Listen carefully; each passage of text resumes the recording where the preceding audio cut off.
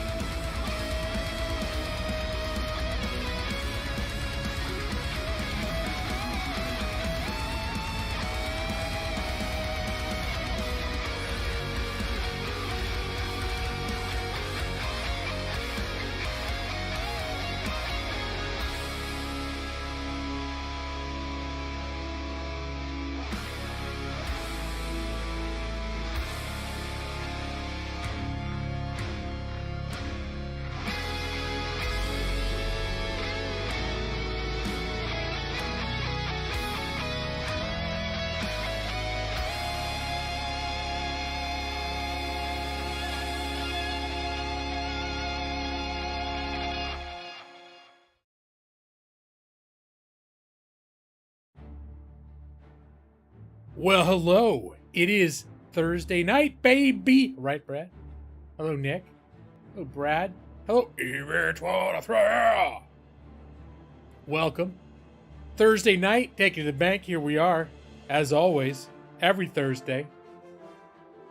I went through my various stages of denial, anger, bargaining, and finally, acceptance. I started streaming. But, yeah, it's another one of those weeks where we're going camping. So I worked extra long hours at work leading up to it. And then I'm working a half day tomorrow and immediately going to what will be I think this time we're staying till Tuesday. Some part of me I have a little reservation about that just because I'm kind of an introvert. And that's 4 days, 4.5 days. This would be 4 days, like all told, put together. 4 days of what will be non-stop conversation. I've already reserved my right to go hide in the tent. Go run somewhere. Go be by myself. I can't talk for 4 days. I just can't. I need to get away. But aside from that, that's my only apprehension. It's a long trip and a lot of family's going to be there. And kids and all that stuff, which I love all that stuff. But then I like to be able to turn it off. Be like, all right, stop talking now. Everybody was like, where's the remote? All right, it's time to, you already talked for 4 hours straight. Time to turn it down. Let's turn it down. Let's have a 30 minutes of no talking. Everyone pull out a book. Let's all read books. I'll even bring a lending library. Anyways, now that's a tangent I wasn't planning on going on, but that's what's going on with me this week. Oh yeah, but Brad's got to go take it to the bank right now. So how's everyone doing? How you doing, Nick?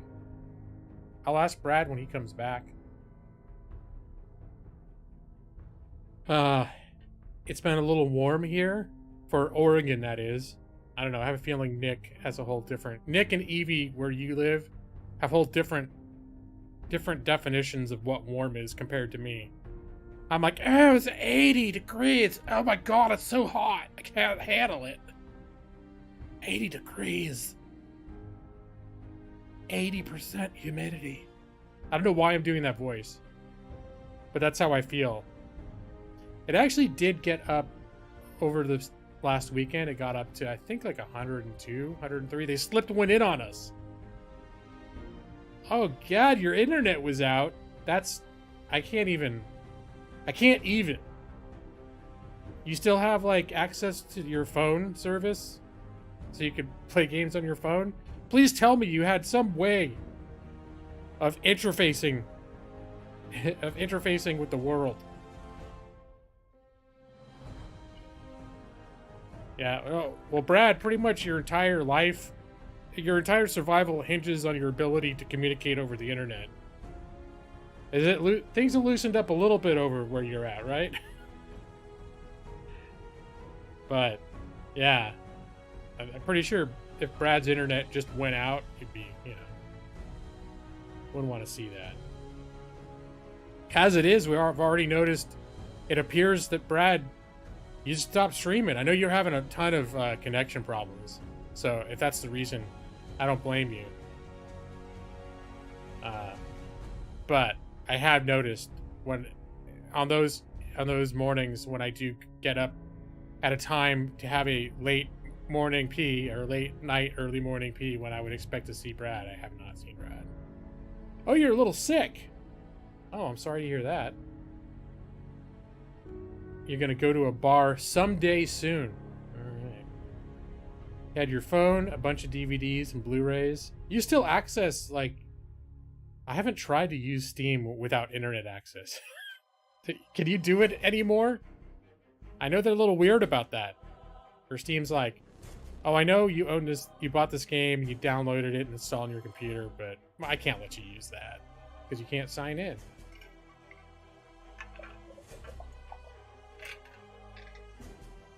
I gotta stay hydrated. I realized before the stream, I do bad when it warms up. Like here, it's just, I think it just barely hit like 80 today, but it got all warm and muggy in our apartment because the sun, it's like a greenhouse a little bit, the way the sun hits it for the second half of the day. Over the weekend when it got hot, I think I have a problem where I don't focus on hydrating enough, and then I end up getting kind of sick. So I actually called off on Monday because I was feeling like I couldn't sleep the night before because I was just feeling like garbage. I'm pretty sure it's just because I didn't drink properly. So I'm trying to go into tonight and into this weekend drinking a lot of fluids, a lot of water. So if you hear me drinking water, it's because I just remembered right before the stream started. I better start drinking water.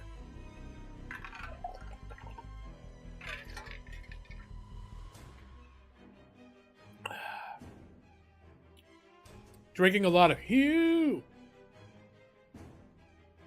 I have continued to have Huel every morning. Although, for the past couple of weeks, I've actually been kind of burnt out on the savory Huels. I still love me my Huel, like, smoothies in the morning.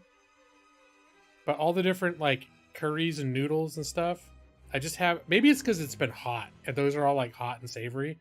I just haven't been in the mood for them. Some Huel enemas. A little Huel soak. A ripped savory Huel. Yeah, just I don't feel like it when it's warm. It's just like it's that scene in Ron Burgundy Anchorman where it's hot, he's drinking the milk in the phone booth, and it just looks terrible. It's like, why did I choose milk? It's a bad decision. That's how I feel about Huel on a hot day. The savory Huel. Blend your savory Huels thoroughly. I don't know if that helps. But... so yeah, I'm tired. So that was the complication. Actually, I called off on Monday. And that means that I had to use sick time and I get exactly 8 hours. So I had to make up the extra hours over the last couple of days. So because I need to balance out at 40 to take a half day off on Friday. I don't want to use vacation time for that. So that's my big camping plan when we camp and we leave on Fridays. Is I work a half day. I work in the morning, but then I work usually an extra hour a day the rest of the week to get up. You know, so it's 4 extra hours going in Friday, and then I leave 4 hours early on Friday. So this week I had some extra long days that I'm not used to. I know I sound like a wimp, because there are people that they work 70-hour work weeks, and that's life for them. And I'm like, I had to work. It's only a 40-hour week, but I had to work 10 hours. I had to work 10 hours yesterday so that I can have a short day on Friday. Persona 4, huh, Brad? You got the JRPG itch? Speaking of JRPGs, some of you may know what I've been playing this week. Pretty much, now I did play a little more Raft. I did play it, but even when I was streaming last week, I was already getting a little bit tired of the gameplay loop. And then, the Steam summer sale hit. And that Yakuza Like a Dragon is actually back on my radar again. That's not what I've been playing. Every time I think or I see something mentioning Yakuza Like a Dragon, I feel like I want to go back to it. Like it's gravitating towards me again. But Brad, I feel like you would be happy to know that, and I did mention it. I bought Bravely Default, and pretty much Bravely Default 2, and pretty much ever since I bought it, that's all I've played. I played it at least a little bit every day. Although when I have the long work days, I don't spend much time gaming. I still each day played a little bit, even if it was just like an hour. I've been enjoying it. Yeah, I'm doing all right with it. I'm playing on normal mode. I don't know that I've had a party wipe yet, but that's because when I've seen one coming, I've run away, and I've been successful at running away. The only fights I really haven't been able to win are those like rare super mobs. So even now, there's that one that's near the beach. It's like on the beach near the starting city.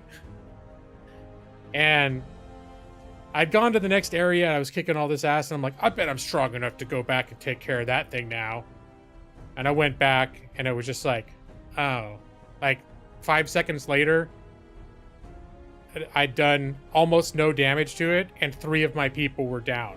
And I was like, all right, maybe I'm still not ready for this. There's definitely some hard fights. I just finished last night. It was the only thing I did last night. Was I fought that girl who's the Beastmaster, and I'm pretty sure that fight took me about an hour, and I didn't die. But it took me forever. She had her little beast friends, and like you'd give the beast friends all the shit that you could throw at it, and it would be like, oh, it's vulnerable to your sword, 5 points of damage.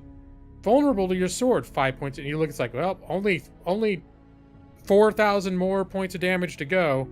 Luckily, it's vulnerable, so it's taking 5 points of damage every time I hit it. It's like, I don't know what. There's maybe something I was missing, but some of these fights feel. I still won, I don't know where things are going to go from there. That's literally where I stopped, is I finished the battle and I got the thingy that lets you be a Beastmaster. The girl is pretty cool. I do like, she's kind of an interesting character. And, but yeah, I've been enjoying it. It hasn't been I haven't had that hard a time with it. But I don't know that I'm great at it. It's just not, I had an expectation that it might have been super, like every fight was going to be brutally hard. And that's not the case. But of course, I do kind of behave in a grindy way. So, weren't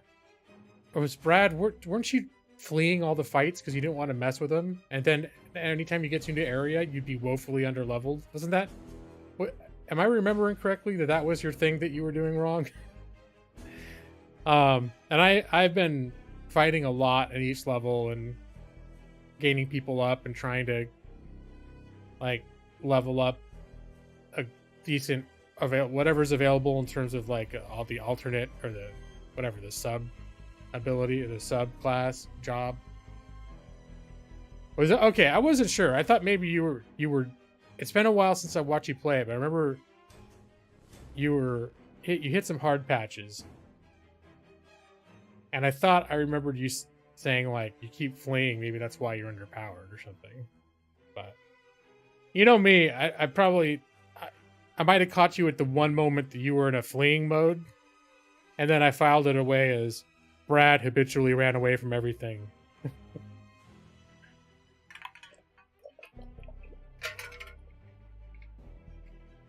And I saw, when I posted on Twitter that I got the game, I saw Evie was like, "Oh, that's a good game." Evie, have you played these games? I don't know if you're here. She's probably sitting down to some kind of amazing dinner with her husband right now.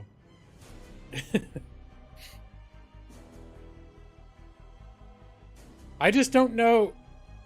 In some sense, with all the jobs where you choose the mains and the sub jobs, I feel a little overwhelmed, like knowing what to put on who. And sometimes I try to look things up, but the people who post suggestions about that are like super min-maxy, and then half the jobs that they're referencing are ones I don't even have access to yet. And hello, Madros, did you get this special Discord notification that I posted just for you? Glad to see you made it, man. I was worried you're gonna go like, "Oh man, it's after 7:30 and Game Lawyer hasn't even started streaming yet. He must have ditched us. Oh man." And then, but there it is. It was like 8:15. It's getting later and later each time. You played the first one, and then you got the second one for Switch. You can't remember if you played any of the second one though. Okay. So yeah, it's a little confusing because there was the first one, and then there was a second one that had second in it, but it's not Bravely Default 2. It's like Bravely Default something like Second Week or Second Wave or something. And it is a direct sequel to the first one. And this one, Bravely Default 2, is a completely new story. So, but the reason I like it is because I think I've gone over this before because I've been a fan of Final Fantasy since I was in high school, since the 80s. And I really like the old school turn-based Final Fantasy type of game. And Final Fantasy was always innovating. So it doesn't, in retrospect, surprise me that they moved past that, because they're always kind of trying to push their games into like new ways of doing combat and stuff. But I just haven't enjoyed it since they've gone to live action combat. I don't like, it doesn't mean I don't like the games. It's just I don't prefer that kind of combat. There's a part of me that's still like, man, I wish I could go back to, I think it was Final Fantasy X was the last time they really did just turn-based combat.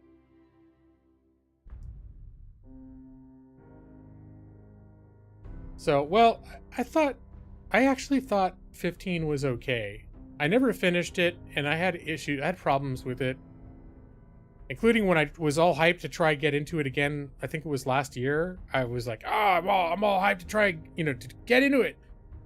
And then it was like severely stuttering on my system, and I was like, fuck this game. And I think that's when I started playing Kingdom Come Deliverance.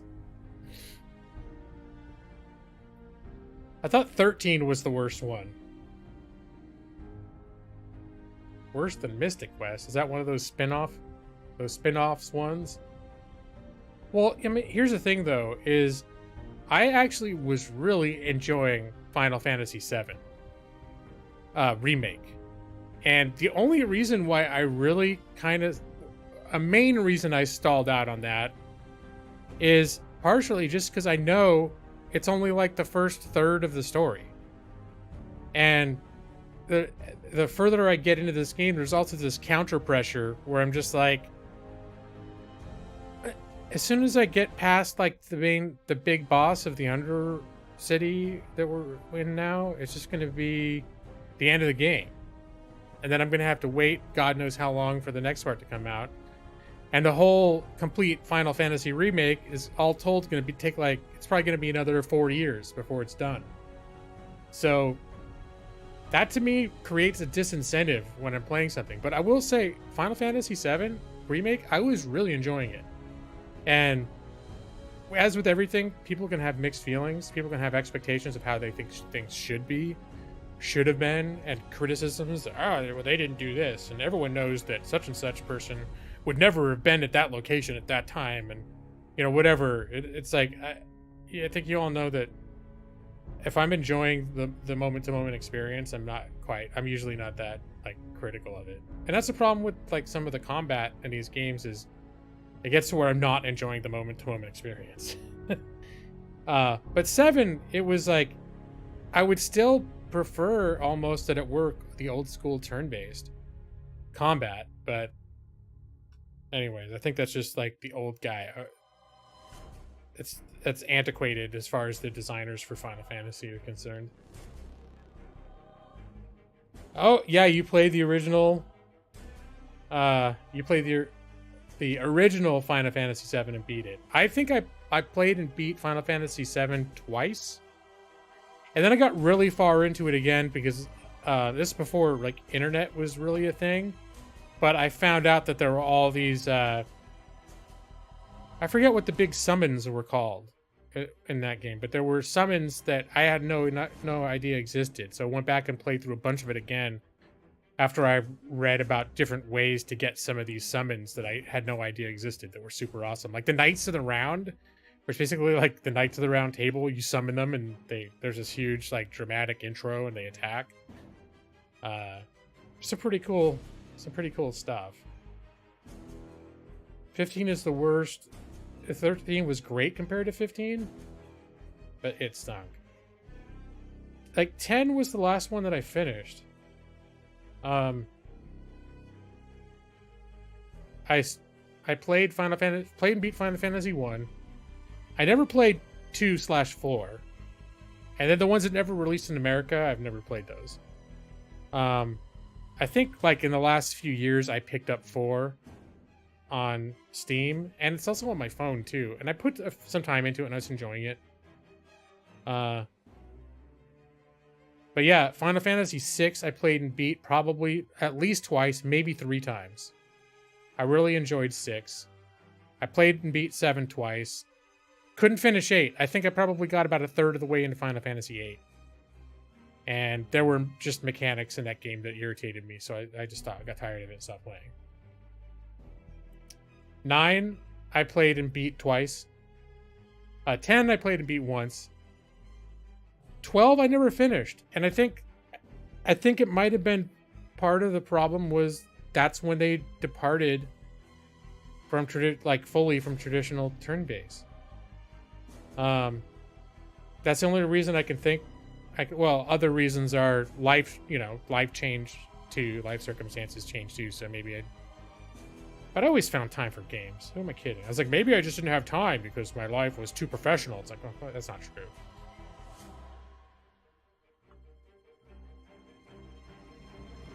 true. So, Brad, 12 is your favorite, huh? I thought, and also a reason I didn't finish 12 is because my PlayStation 2 stopped working. It stopped reading discs. I got into that whole story about, well, I knew the PlayStation 3 was coming and it would have backwards compatibility, so I was just going to wait. Flash forward 15 years. Like, well, still waiting on that backwards compatibility so I can play all my Final Fantasy, I can play all of my PlayStation 2 discs.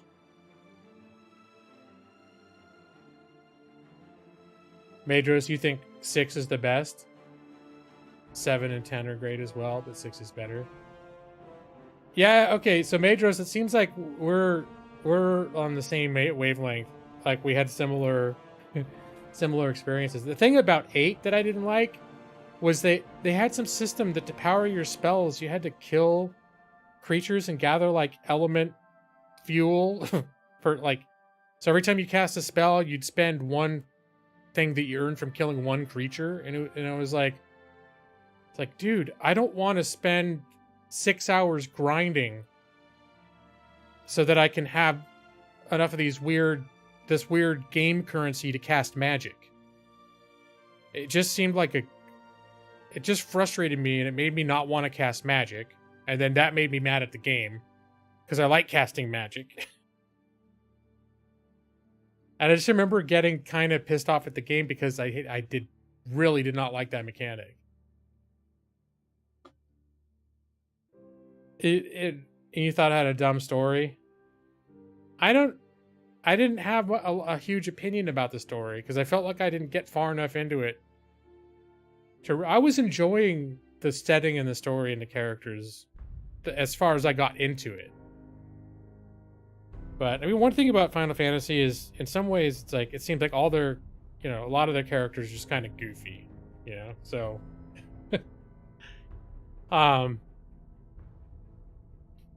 even like Final Fantasy VII, I liked, but a lot of like the major plot points felt a little bit like hokey, weird, like borderline.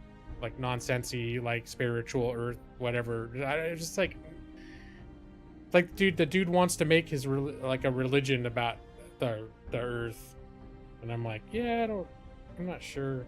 I'm on board for all the lore in the background.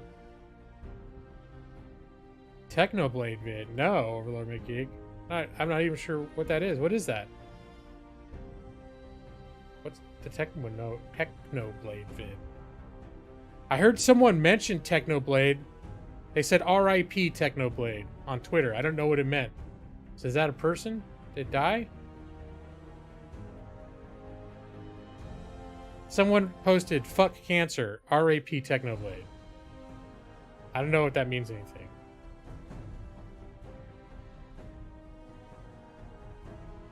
Card Game 9 tried to recapture the triple triad magic. Oh, crap. Well, I guess that's why I wouldn't know, because I'm not on top of that. But I honestly had no idea what that meant, but then I didn't have time to look it up. Well, that makes me sad, though. It makes me sad. Huge Final Fantasy Tactics Advance fan. Oh. Well, that's sad to hear, Overlord McGeek. I never played the Tactics games. I think once I rented, which is a stupid way to try to experience a game like that, but I rented Final Fantasy Tactics. I think because I worked at a video store, like from the time I was in junior high until I moved away to college, and I could get games for free, so I could rent them for free and just get them. And I think that one was pretty popular too. So it was checked out a lot, but I brought it home, and I loved Final Fantasy, and I started playing it, and I was just like, this is not like Final Fantasy. I think that was I think you're starting to see a pattern here, is that I liked Final Fantasy, and then anything that said Final Fantasy on it, if I brought it home and played it, and it wasn't like, where's my 3 guys fighting the other people on the other side of the screen where I choose where each one does and they just do it. This is bullshit. This is not Final Fantasy. And then I don't play it anymore. Raid spikes. Oh no. Well, the thing is with Final Fantasy Tactics is later my enjoyment of games like XCOM and even playing the old school XCOM sometime later made me think that if I'd approached Final Fantasy Tactics with the right mindset and the right set of expectations, I might have enjoyed it a little bit more than I did. I was mostly just pissed off that they made that instead of another regular Final Fantasy game. I think that's probably, I just had an emotional barrier that prevented me from enjoying it for that reason.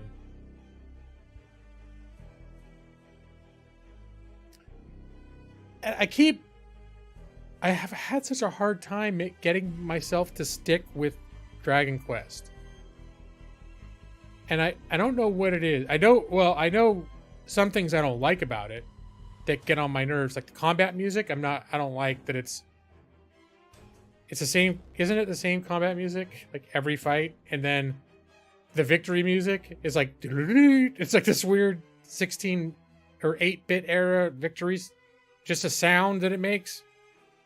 I'm like, is the game broken? It's like, oh no, that's the same one they've been using since 1984. It's tradition. It's like, oh well, they need to get a new tradition. I can understand the whole reason people like it is because they haven't changed while everything else has. But you could change that, all right? Change that part. I don't want to listen to that as I'm grinding hundreds of battles. Oh no, Maxie! Camp a piece of shit. How you doing, man? I am a camping piece of shit. It's camping season. I have a whole lineup of adventure meals. We're going camping this whole weekend. I got biscuits and gravy. I got mac and cheese. I got other stuff too. Those are the two I'm excited about. And of course, one cannot live on adventure meals alone. I've got Nathan's hot dogs. So I've been trying different hot dogs so far this year. I had Ballpark for our first. We've camped every other weekend for the last month. So the first weekend I just got Ballpark. Just, it's adequate. Then I got Hebrew National, which is, that you're getting into like high quality dog territory there. I put Hebrew National on par with Nathan's. They're just different. I like them for different reasons. I really am a camper piece of shit, Maxie. And the 14, you say 1.4 pound? I'm assuming that 14 pound. Yeah, quarter pound. No, I haven't.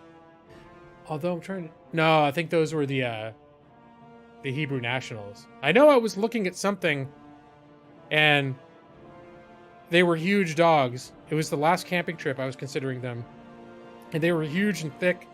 But part of me is just like, I don't want something novel. That I want like. I know technically it's superior to have more meat. It's like you're more dog.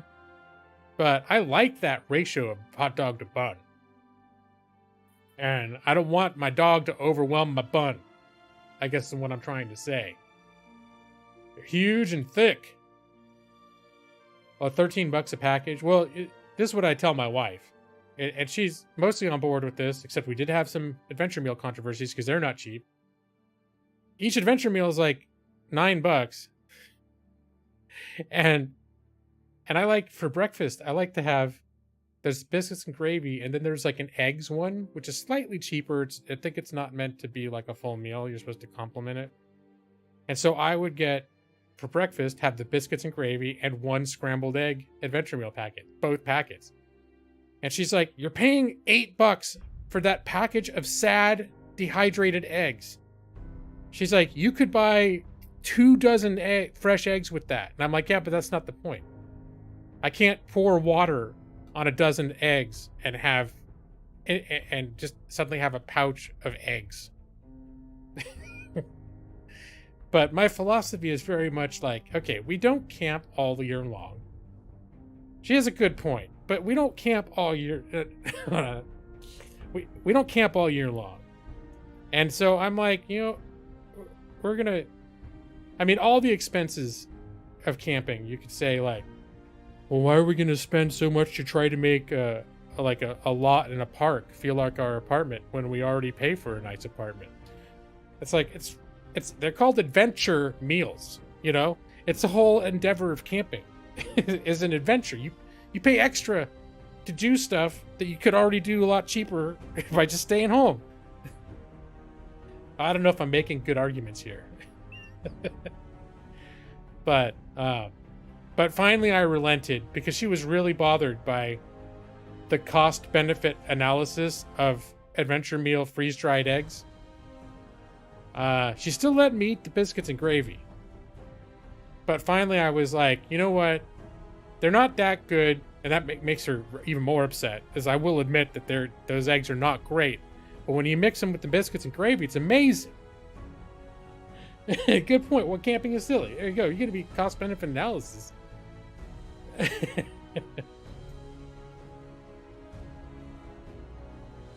Oh, I think I played the original Chrono Cross a little bit way back in the day.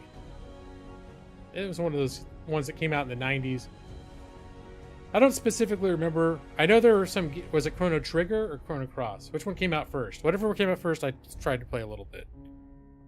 And mostly what would happen is I'd go, hey, look, this looks like Final Fantasy. Hey, look, it's by the same company that made Final Fantasy.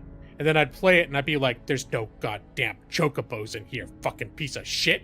And then I would, well, okay, I wasn't that aggressive about it. But it was basically when I'd be like, the things that I love in Final Fantasy aren't in here. Where's my chocobos? We have a propane campfire ring. No, we don't. We don't have it.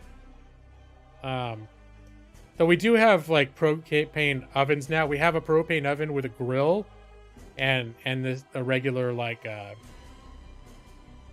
regular stove heater thing. We've used that a ton. And then we have stuff we can put on the fires. Our first camping trip this year, it was pouring the entire weekend, so we didn't really do any fire stuff. We just all 4 adults, is it 4 adults and our 4-year-old niece hung out underneath our luckily it's a 13 by 13 canopy, so it's pretty big to accommodate everyone to sit under there. So that saved saved the day, so we could still enjoy being out there. But I don't want every camping trip to be that way. Oh, it's not a propane. It's what's the other one? Now I get confused. Maybe it is propane. They're the little green bottles. But yeah, we bought those the first time we realized that we were planning a camping trip where it was likely to rain a lot, or we knew we couldn't count on being able to use a fire to cook.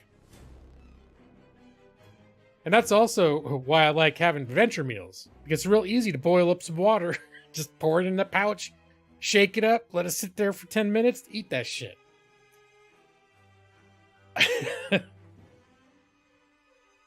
There's could probably be a little gameplay tonight.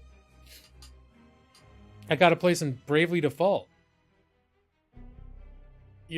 I won't deny, when I see the other people in the campgrounds with the RVs, I get a little jealous. Now, what I'm not jealous of is when they're trying to back it in to their spot, or they're trying to maneuver it through the narrow little lanes in the campground. I don't envy that at all.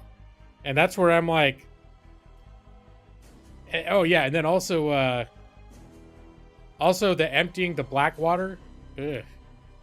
I was even I had this whole riff going with my wife during our last camping trip, where I said if they just had a service, like at every campground there's a little kiosk, it's like a service station.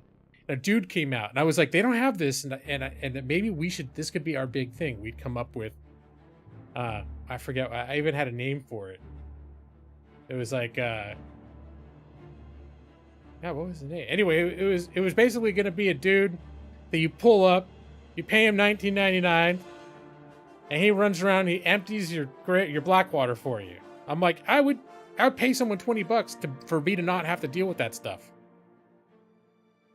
And maybe we could even, and then for some reason I narrowed in that the guy's name would need to be Jason. We'd have Jason. He'd have to park. He could even you could pay him extra and park the stuff. And my wife was like, well, what kind of person would take that job? Like someone that's good at disposing of crap? Like, where's that job's at? And I was like, it's like, hello, they're people, they service sewers. They're people that work in hospitals. They like change bedpans and all this stuff. I said, hell, there's a lot of people who buy SUVs. They do it in retirement. They're old. If they're advanced enough in age, Jason may even be able to do some, wipey service for them if they need it. Jason could do a lot of things for them. We'll put it like that. Depending on which package. If you want the double the double wipe down package deluxe, Jason will take care of everything.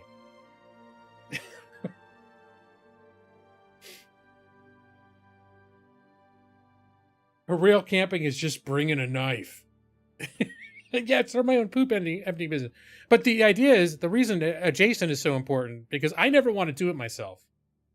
So if I ever did the business, it wouldn't be like, I would never be just doing it myself until I could get, I'd have to up front have the capital to hire Jason.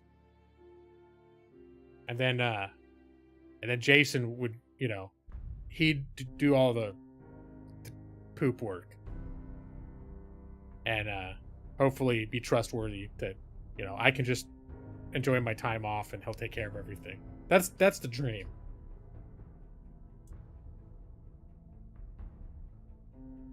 Adventure meal. Wait, it is Mountain House. Aren't they called adventure meals?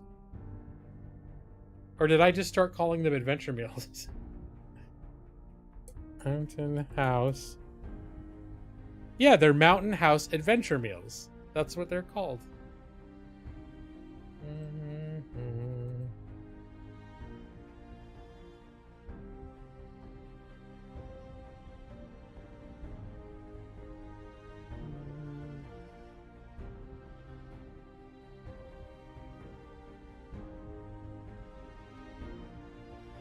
Let's see here. This is the product that has caused so much controversy with my wife. And there it is. It's the Mountain House. It's the biggest thing on it. The Mountain House is this. It's a tiny, It's Mountain House Adventure Meals. Pre-cooked scrambled eggs with bacon, freeze-dried. 1 serving. That'll be $7.99, please. I think that's the point where my wife loses her shit. So that there's the biscuits and gravy, which is like $9, $9 or $10, and then there's the eggs, which is $8. So I am paying, for one meal, I'm paying like $17, $18. It's not the best. And I do like the biscuits and gravy, truth be told. I really like their biscuits and gravy. But, the eggs are, I've plainly admitted that the eggs aren't the best. So. No, I haven't done the big tubs yet.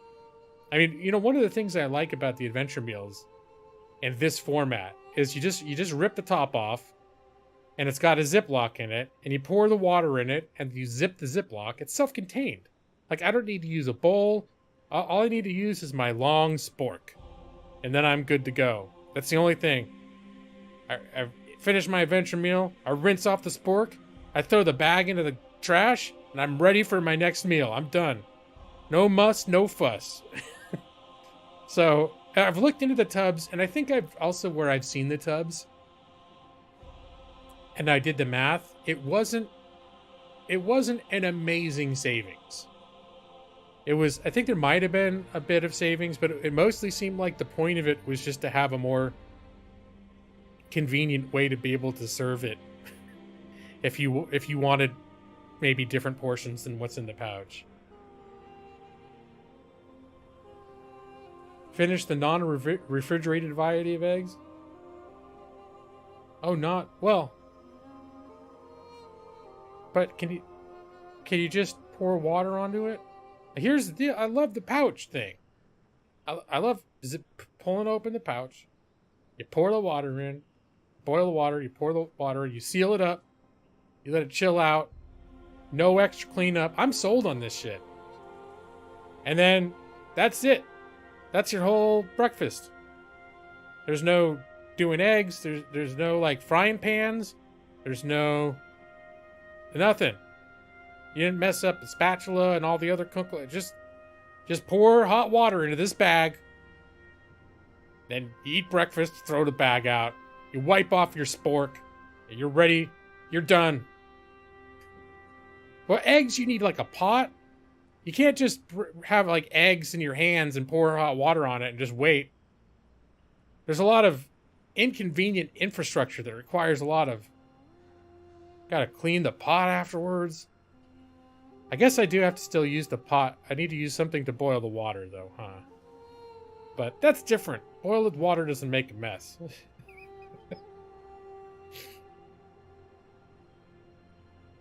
More work than cracking an egg into a pan over a fire? You just pour the hot water in the sack, in the bag, and you wait. Doesn't get easier than that, you know?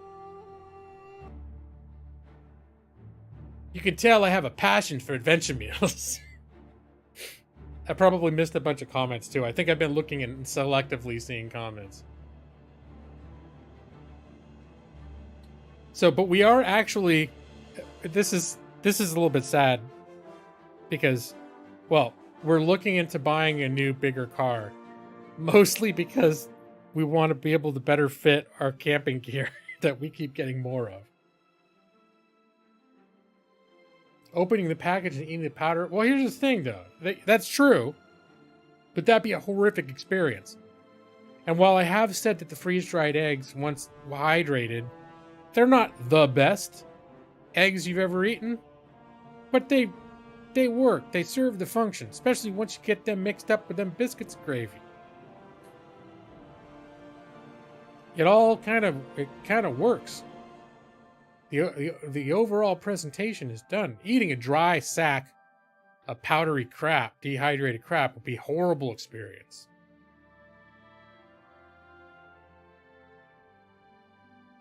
The water takes longer to boil than the eggs do to cook. I could agree with that. But I'm a patient man.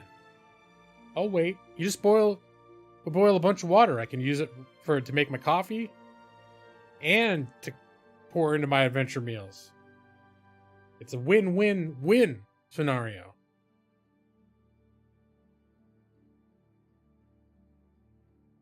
Yeah, well, that's one of the problems I've had with the eggs too, is I never quite get the ratio right. So my adventure meal eggs always end up being a little bit soupy.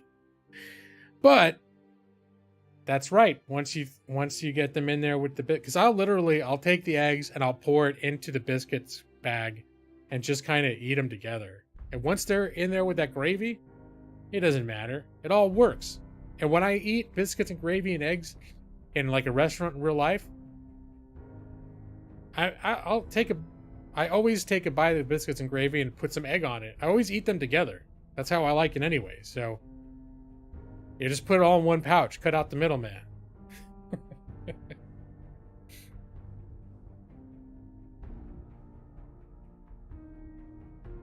Let's see. How many cigars do I smoke? Oh, my brother-in-law actually smokes cigars. No, I won't. I don't drink very much, and I don't smoke. I was a big smoker for like 20 years, like cigarettes. I think that's one of the reasons why I won't mess with cigars. Is I've learned I can't do a little nicotine. The only way I was ever successful in stopping smoking is just by eventually cutting it all out. A couple times when I quit, we go a few months and I'd have like cheater weekends where it's like, oh, there's certain things, we go certain places or do certain things, it's okay to have a cigarette. And then flash forward a few weeks and I'm back to a pack a day again. Oh my God, look who it is. It's Mega EV7. It's Mega EV7, not, forgive me for saying so, every time you come in I have to make this qualifier. Not the best EV in the internet. We already have that. But, you know, still, it's a great cause for excitement when Mega EV7 comes in. How you doing, Mega EV7? What does my wife eat? She does like tofu scrambles and stuff. So yeah, for her it's actually a lot trickier. And that's where, I don't know if you've been around since I've been talking about Huel, but Huel is all vegan. I've offered to my wife several times. I'm like, bring the savory Huel. You can have that. She can have her own version of adding water into something and eating it. Grand. Oh, I'm glad to hear that.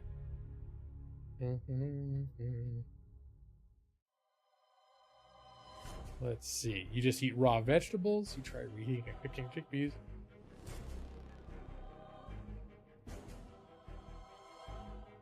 You can see me eating biscuits and gravy right out of the tub. And just the word tub makes me excited. Because here's the thing. I've gone to restaurants that have biscuits and gravy, and they're really trying to make it like high quality. Where like, here's some big ass chunky biscuits, and here's some super chunky this gravy is so chunky you could pile it high. And it's like, what? No, I don't want gravy that you can pile high. That's not right. I want gravy that's just gonna sploosh. I want gravy that can splash, not gravy that piles up. And that's always been my favorite kind of gravy, is the type where you go someplace, they just have it cheap. They got a big bucket, not bucket, but you know, the big tub of heated gravy, it's like a heated tub, little lights on so you know it's warm. And they got a bunch of little round generic biscuits. They just dump it on there. It's not chunky. You see little dark specks that you know represent the minuscule amount of sausage that's in there.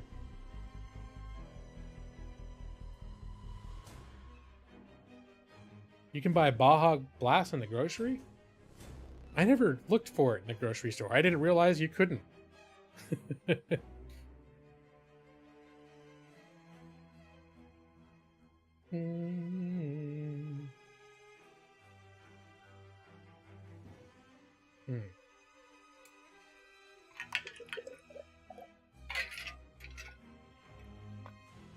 So, but we keep buying extra stuff. So I think, what is it that broke the camel's back? Is that this year we bought a paddleboard. It's an inflatable paddleboard, but we literally don't have room for it. So, and we always go camping, and my wife's mom, my mother-in-law, comes in her own car, and she only packs for herself, and she's not a clamper like the way we are. So, and we're the ones that bring like the canopy, and we each have a cot for the. We pack a lot of stuff into that Honda Fit. Let me tell you, it's ridiculous. We were going to run out of space eventually. That's right, Taco Bell. I have an embarrassment of Baja Blast riches.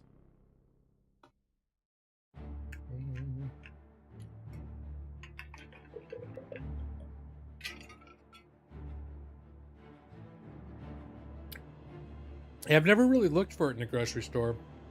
I know there's lots of different flavors. I think for Mountain Dew, mostly I like a regular. And I got Baja Blast sometimes. Sometimes I like that. But I only get it like a Taco Bell. And then I like is it lime or Live Wire? Live Wire. The orange stuff tastes like orange Jello. It's like that variety of orange. I like that for some reason. Oh, Taco Bell was as horrible as you remember it? I guess it's all a matter of taste, because I like it for exactly what it is, and that every time I have it, it's exactly what I'm expecting.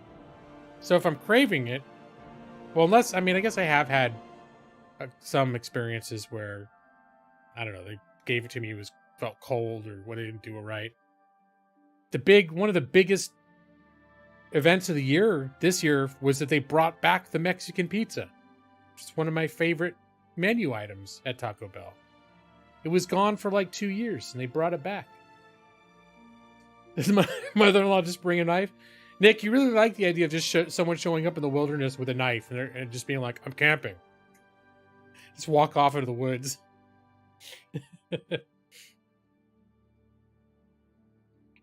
So, well, with all the rain, and her mom also drives a Honda Fit, and she recently discovered that you can arrange the Honda Fit so that you can actually sleep in it as long as you don't have it filled with a bunch of crap like we do. So the last couple camping trips we've been having rain and stuff, and she's just been sleeping in the Fit, and she kind of has been enjoying that, I guess. It's definitely easier than setting up the tent and dragging out the damn cots and everything that we do, but.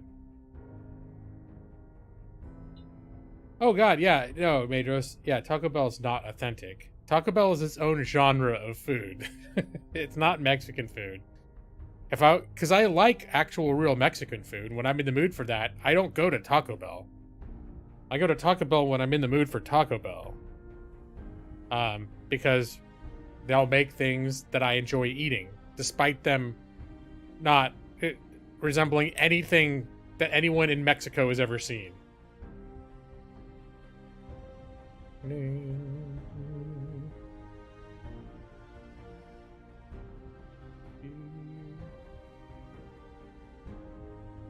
You don't care about Baja Blast. You just like talking about it. You know? Yeah, that's right. Taco Bell, I think it did used to be cheap. Not anymore. But barely anything's cheap anymore. But yeah, no, you're not going to get away from Taco Bell. I mean, it's cheap compared to a cloth napkin sit-down restaurant. It's still cheap.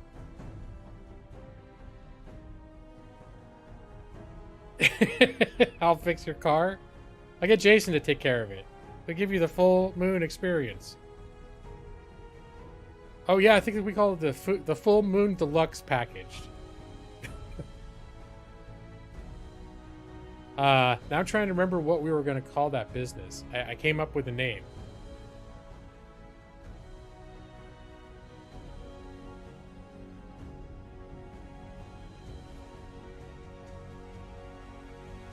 I even was doing like, thank you for calling Squat and Cop. This is Jason. How can I help you? But that wasn't the name. I can't remember what it was called. It was something that... Yeah, anyways. Sonic Ocean Water. I remember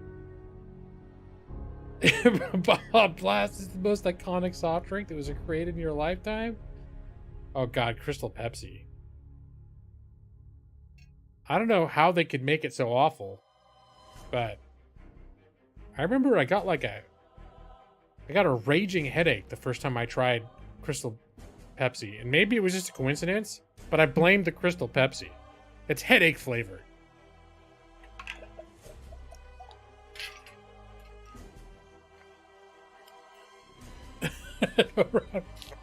A 500-gallon tank behind the fit to empty elderly campers. Well, one of the key aspects of the business model is I never do any of the work myself. That's what Jason's for. We pay Jason to take care of that. I don't ever want to see it. I don't ever want to smell it.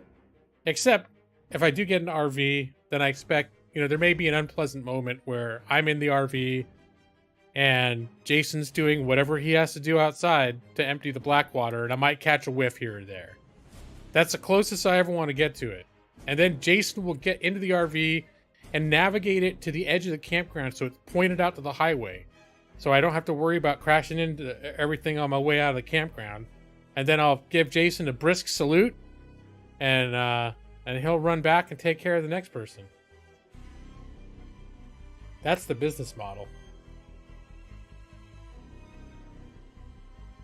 But yeah, so now we're looking at more like SUV-ish wagon type cars that we can fit things into. My brother-in-law has a Subaru Forester, a newer Subaru Forester, and I know we've been kind of impressed with that. We're thinking of taking a closer look at his this weekend because he's going to be camping with us. But definitely our Fit no longer fits. It fit an amazing amount of crap. Like, when I look at how much crap that we pack in and out of that car, I'm legit amazed. Like, we'll set at camp and I'll be like, holy crap, did all that thing come out of our car? All this shit everywhere surrounding us right now? Honda HR-V. What's the price range, though? We're looking like... I think what I'm looking at is like maybe up to 30. And it doesn't have to be new. I prefer new, but it doesn't have to be new. But yeah, there's some options. Like what we're looking at earlier just popped up. It's not like I've been obsessing over it or anything, but like today popped up on a radar. It's a Hyundai Santa Fe. I'm like, holy crap, those things start at like 28, 29,000. And they're pretty nice. But we were looking at what is that Ford, their small truck that's super popular now? And I think by default it comes with a hybrid engine. we were kind of like looking at that for a minute, except they're impossible to find right now. And I also can't remember what it's called.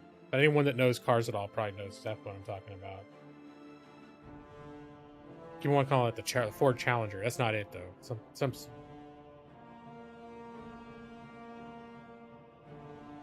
Yeah, we're not really looking for power. Well, one thing is my wife is pretty adamant that she does not ever intend, like, for us to get something that we're going to tow.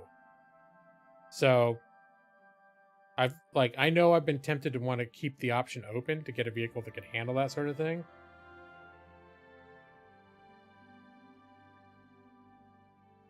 A Ford Fiesta. As our car is about the size of a Ford Fiesta. Crosstreks. I haven't looked at that. The HRV is 30K well equipped. I think, like, just now, I haven't really done a lot of research yet. Like, literally, I worked a super long day at work yesterday, and I know we kind of had it on our radar that we're looking to upgrade into something bigger, but we weren't necessarily looking to move on it immediately. And then last night, after I worked a long day and I was super tired, my wife was like, here's 8 cars I found on Craigslist. And I'm like, what? She's like, here's the ones that I'm interested in.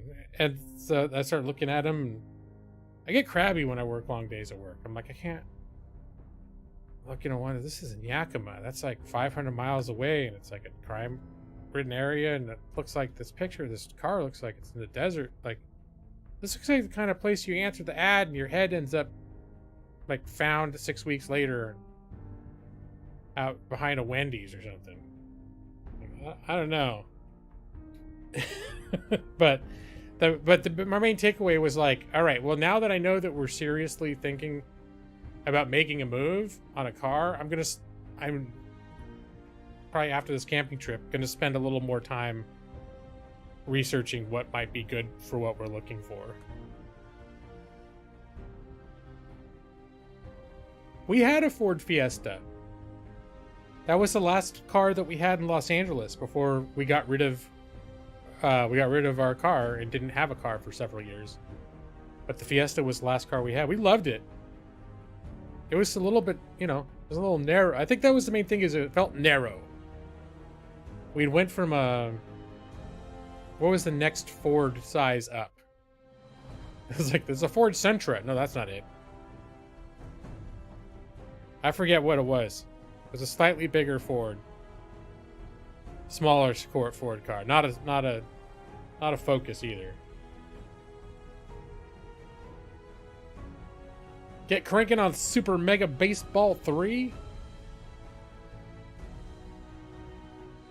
Now I'm bothered that my brain's tired and I can't remember what anything is called.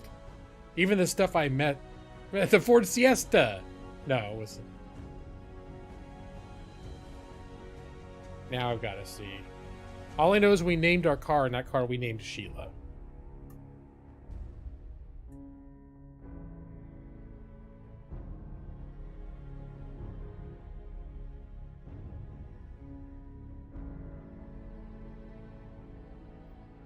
Ford.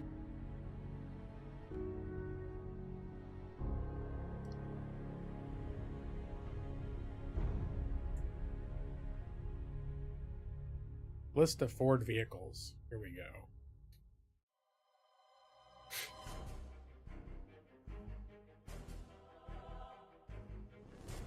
No. Oh my god. Tractors? No.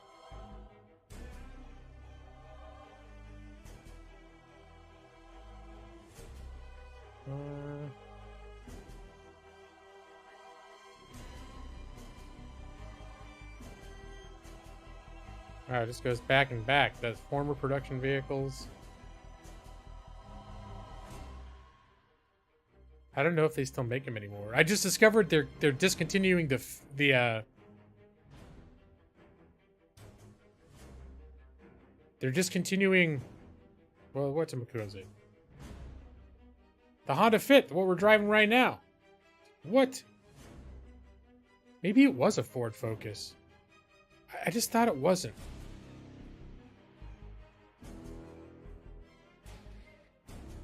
Was it a Focus?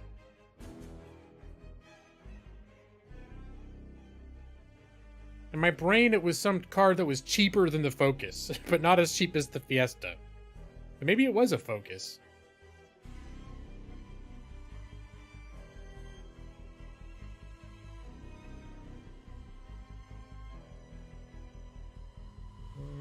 I'm looking at all the lists.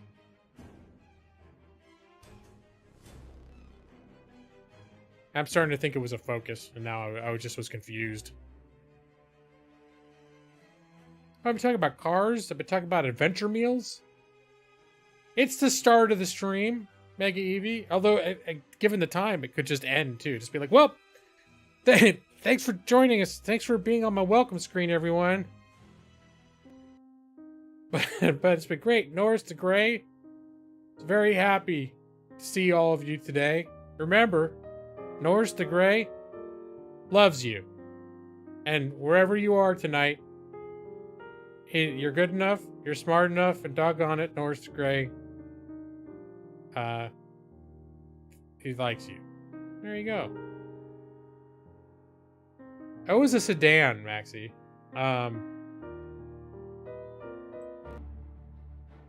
It was a four-door, smallish car. Might have been a Focus. I just thought there was something else. I think maybe I'm screwed up because we called it Sheila. We had it for like 5 years and we called it Sheila. And so we never referred to it as like what it was. Hey, remember the Ford blah blah blah? Of course, the Fiesta we named Carly because we thought that was clever. It's a car. It's Carly, the successor to Sheila.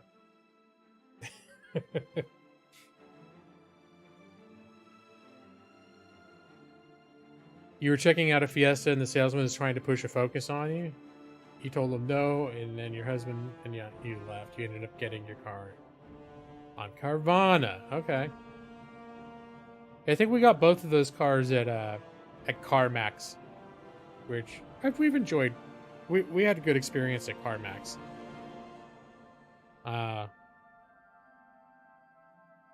The Fiesta, I think we bought new too. So maybe I'm starting to think it really was a Focus. I just forgot what it was called because we called it Sheila for 5 years.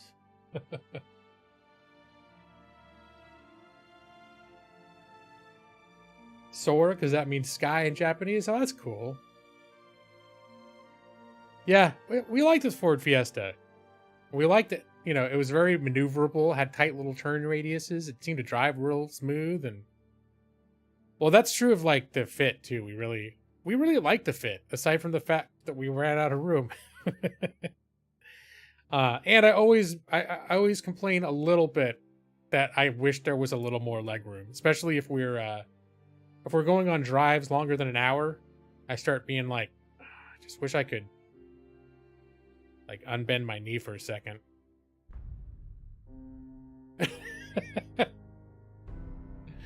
There'd be like sequins, like shiny rhinestones along the trims. Big decal on the side. Kitten Alliance.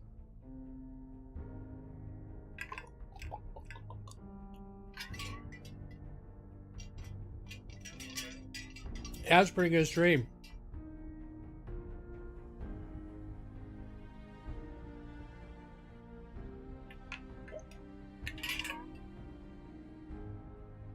Now I'm drinking water.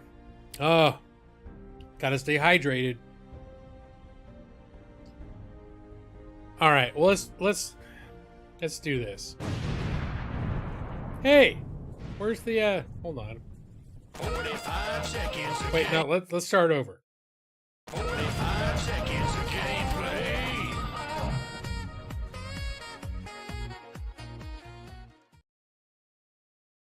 Oh, no, I already had a game plan for tonight. I just was too lazy to create a customized stream for it. It's the game I've been playing.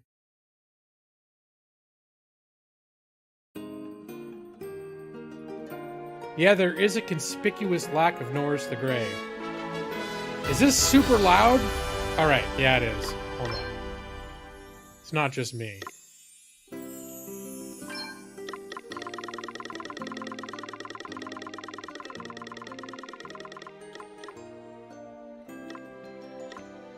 Alright, is this better? I think this is a good compromise. Oh, wait, hold on. Is that still looks... No, is this good? This looks like it could be good now. You didn't cut the stems off of the green beans, Evie. I mentioned earlier I was expecting you to be gone after you said hello for a little while to have some sort of delicious meal with your husband. Well, Brad, I thought you would like this.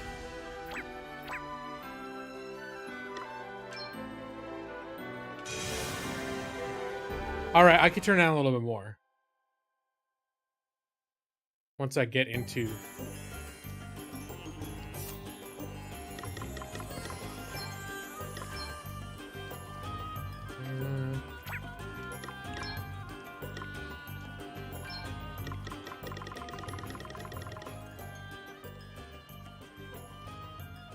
All right, how's that? You want me to dim the brightness so you can barely see it? Let's see. Well, I don't want to hurt Maxie's eyes. So, let's see. How about right there? This is a good streaming experience, isn't it? All right. Actually, surprisingly, I can still see quite a bit. Oh yeah, Joss isn't here. I should use no, they're Chauncey's cashews. I can't have any of those. I'm only allowed to have cashews if there's a surplus.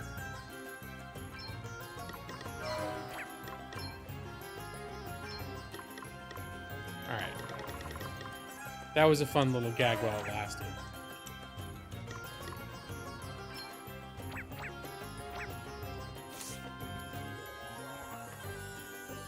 It is Bravely Default 2. We're in a desert. We're in like a little desert kingdom that's been flooded by this water crystal. We just figured out who had it. Oh, wait. Oh, now I gotta figure out who to give the Beastmaster job to.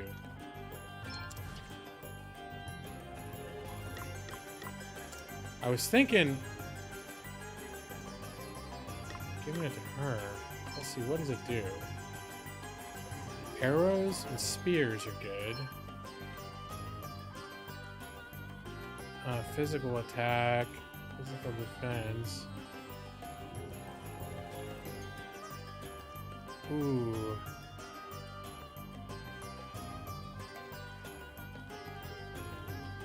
You know what? I'm gonna try giving it to her. And make them all Beastmasters? I haven't even tried it yet. I don't know if I want to go to that level of commitment. All right, and let's. I like keeping the freelancer on her as the sub job. So the main job, you can have basically 2 jobs at a time, but the main job applies. Each job has different attributes that it will bump up or down off of your base, which the base attributes are the same for everyone, like by level. And the main job is the one when you gain experience that goes up and levels.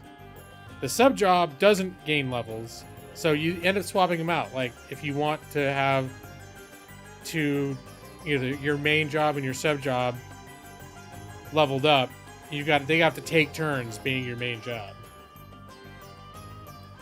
Hey, look, it is Joss. That's an extra double reason why I can't have cashews right now.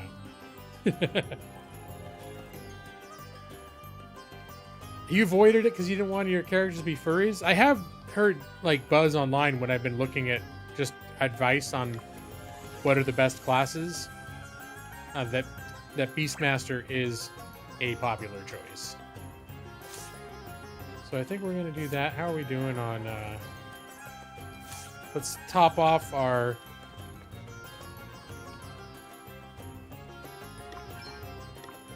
Nope. There's like junk stuff to sell off, but I don't think it's ever barely worth anything. Merman scales. Yeah, this is not adding up to crap.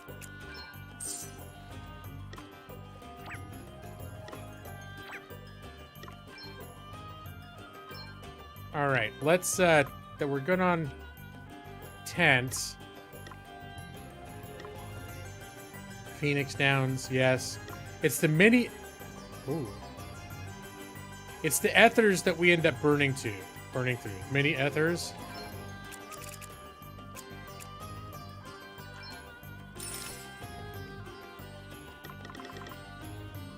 And I like keeping these topped off at 10 each.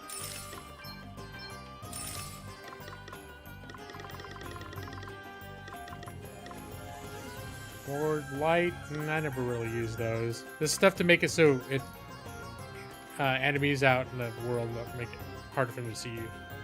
Ether? Is it ether, Joss? But ever since Final Fantasy came out in 1988, I've been calling it ether. Does that count? Since I've been saying it wrong for 30 years, can that count as a new way of pronouncing it?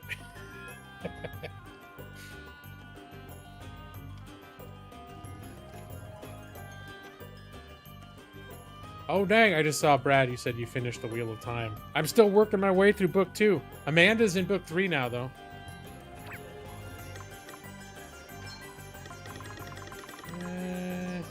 Mithril armor. Hold on a minute.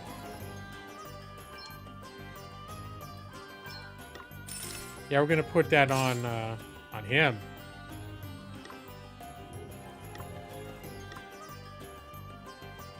I think we're gonna put the ring mail on Elvis.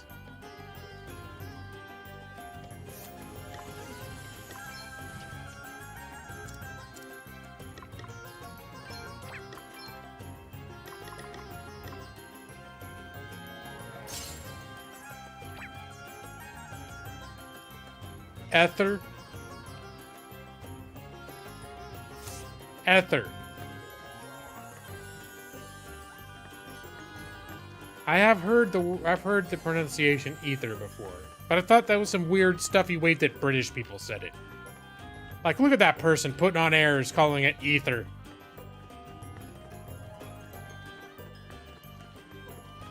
I'm American. I pronounce it ether.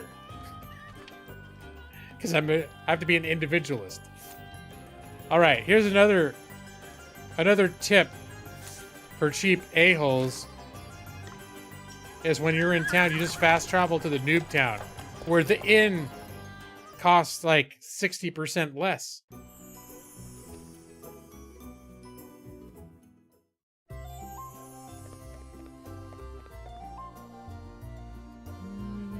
Okay.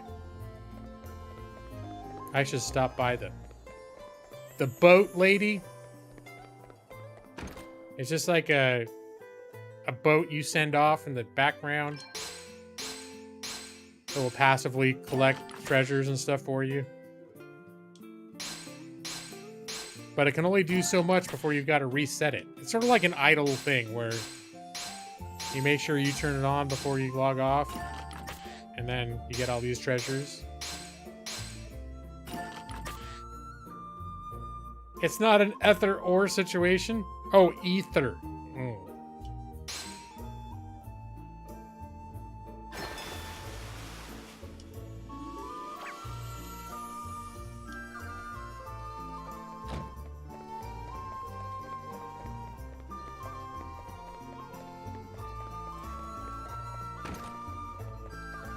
All right, lady.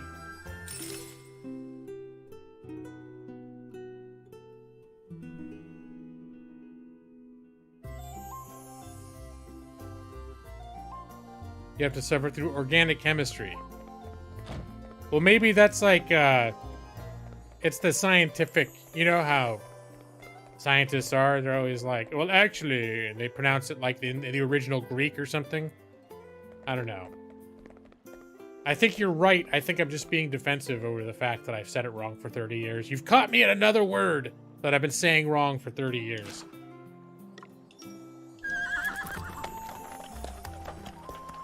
Hey, look, it's Stone. What's up, man? Yeah, let me have more hydration.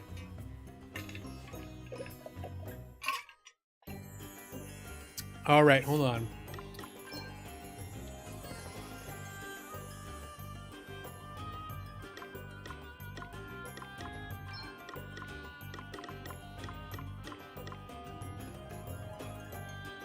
The axe I've got is better.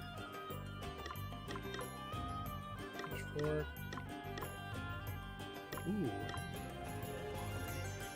I think this is... Wait, hold on. Which thing is better? 97.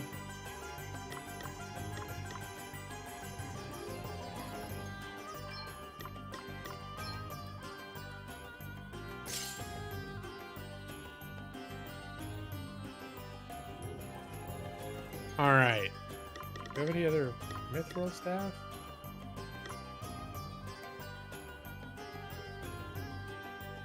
Yeah, I think I like what everyone else is wearing right now.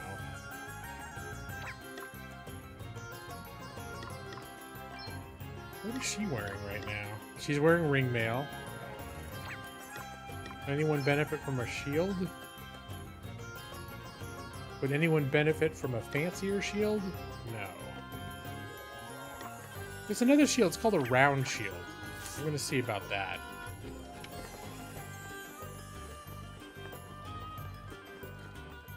Excuse me. Pardon me.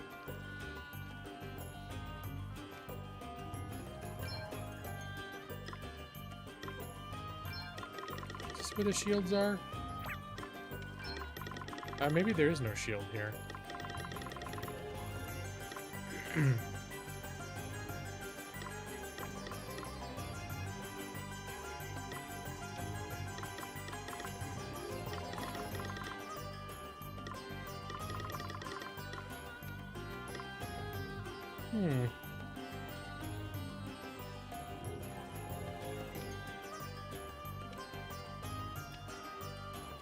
Yeah, same here, Joss. Yeah, that's actually... I put it on my wish list while Brad was streaming it. Because it really... I mean, it really is, like, rooted back in the old Final Fantasy games. All these character classes are, like, old-schooly... Well, I don't know if all of them are, but all the basic ones are basically the old-school Final Fantasy jobs. And it just feels, you know... Yeah, I just like it. It feels good. Alright, I think I'm going to do just a wee bit of grinding in this dungeon. Up, down those steps. There's conveniently a dungeon right in the middle of town.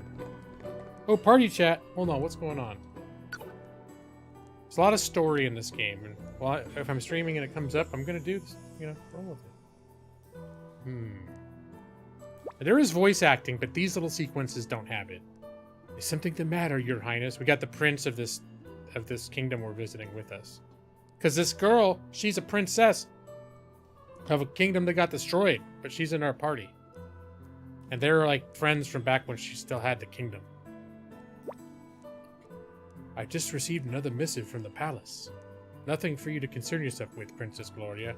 I've already sent the messenger back with my reply. Oh, it's spoiler alert? Like every like royal advisor in this game so far is a scheming son of a bitch. They're all a bunch of Jafars.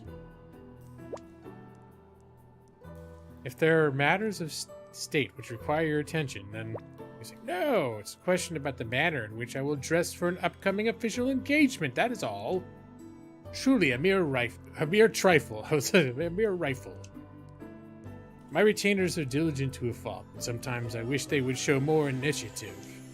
Being consulted on every minor detail does become a little wearing after a while. I understand, that's how I feel it works sometimes. I'm sure they are simply eager to please you, Your Highness. A little too eager, I would suggest. Dispatching a messenger to confirm the color of a robe cannot help but seem somewhat over-fussy. Yes, let's see this.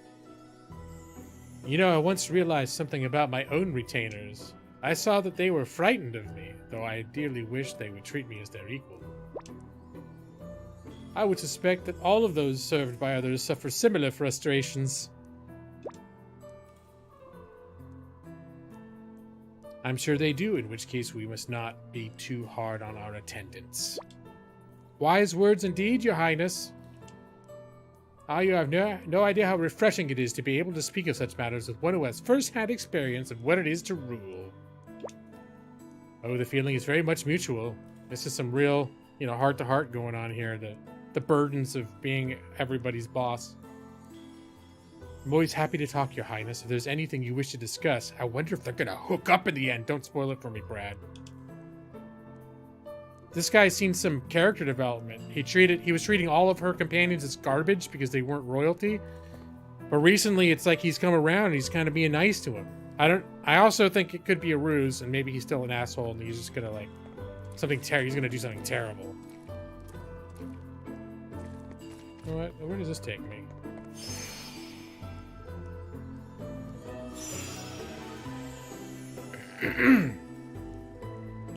You want to buy V Rising because of G-Law and Nick? What's your rule you almost broke?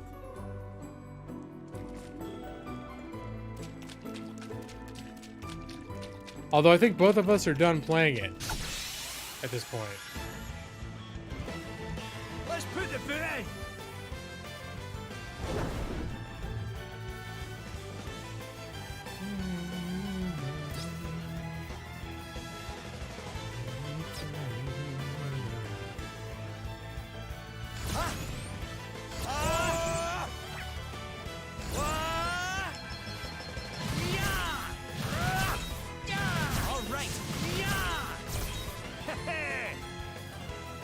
I think we're gonna go non-magic for this. Wait, do these guys... Yeah, I'm just gonna power him up. Time to take a step back. Let me see. I'm gonna just buff her up. I'm for now.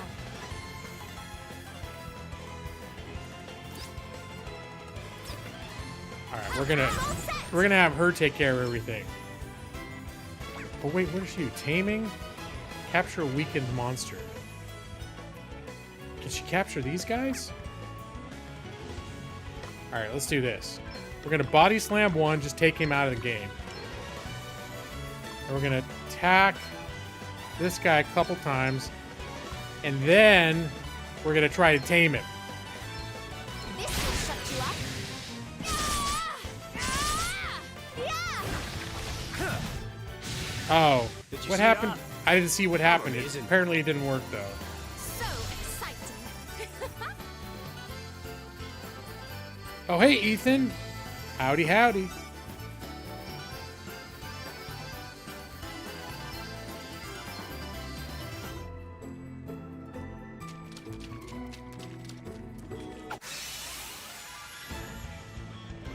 The wide open gets stuck in.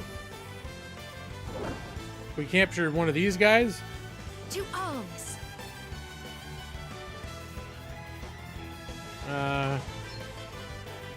Here. These guys do magic. Here goes. Here I This will go. protect us from the magic. Yeah! Let's see. Let's body slam. Then we'll attack this guy a couple times. And then try to tame it.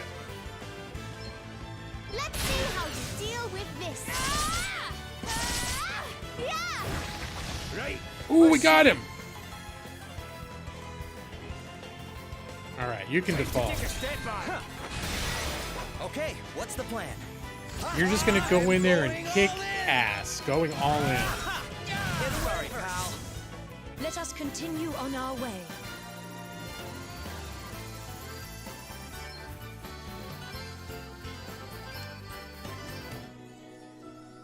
Evie's gonna burb.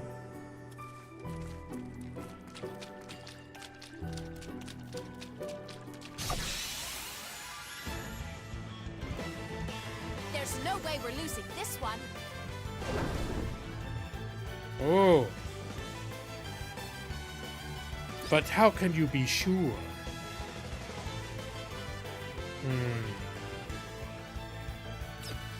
Here, let's soften things up. They're all vulnerable to Thundara. Right in the soft Guess it's bits. my turn. This guy... Whoops. He's vulnerable to Earth, which is what I think my axe attacks. Guess nothing. Oh no, he doesn't. On to the next one. What's the plan? Alright, we're gonna do this. Okay. gonna body slam the guy on the right. Then attack this guy. Oh! I was gonna try capture him too, but I didn't default. I didn't brave myself enough.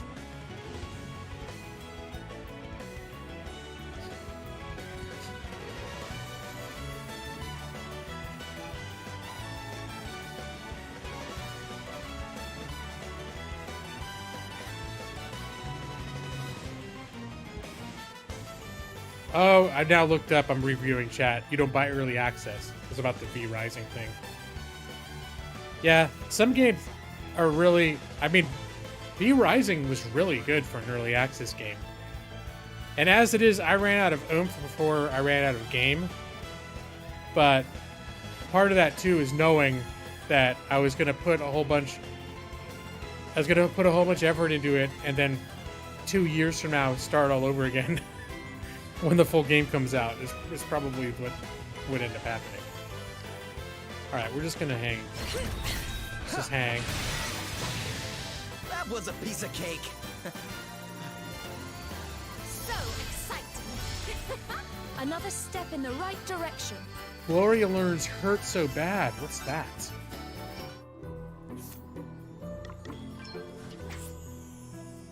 Gloria is a bard white mage combo.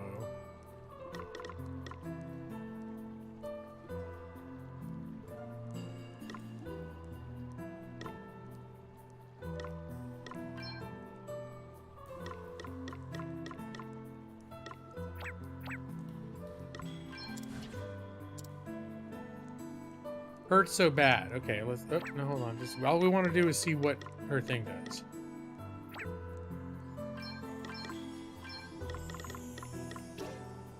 Increase physical damage inflicted by multiple targets by 15% for 2 turns. Okay, so it's a damage buff. Or physical damage. One of her bard songs. Did, what's her name learn a new thing yet from her Beastmaster? Perform a physical attack on a target and significantly delay their next action. Okay. Let a capture monster lose. Okay, I gotta try the off the leash next time we're fighting. See what that looks like.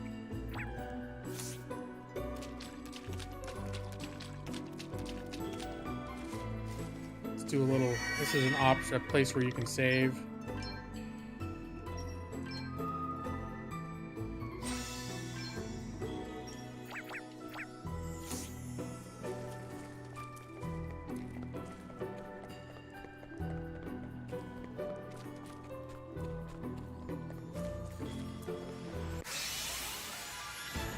I didn't get my... They blindsided us.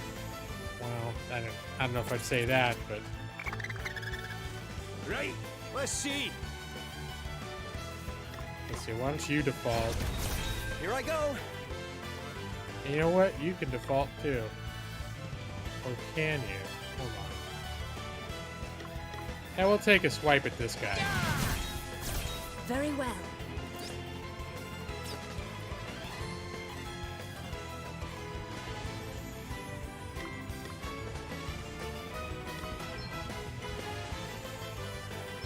Here goes.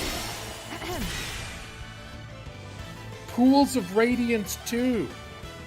It's it's bravely default too, Matus. And oh no, Stone, come on, be nice. It's Matus, a pillar of the community, an upstanding citizen of the Lawhawk community. Okay, hold on. Aiming. I'm gonna off the leash the Silk Moth on this guy and see what happens. And then I'm gonna try to tame him. Ooh, that was good. Maybe that's not something I can capture. Nothing to worry about.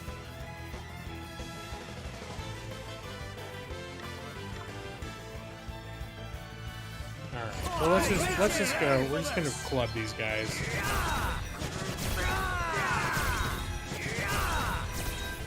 We're just going in blunt. Oh, but I thought like humanoids you can't capture. And then I was like, well, does that thing count as a humanoid, not a beast for some reason? I don't think you can capture people, right, Brad? Or are all non-bosses not people?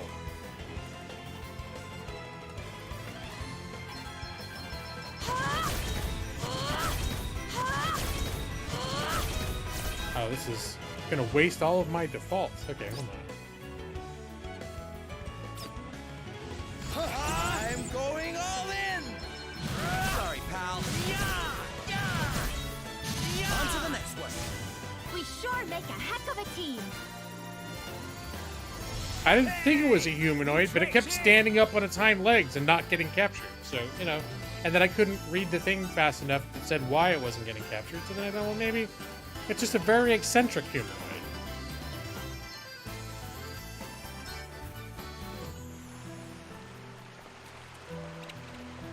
Hey!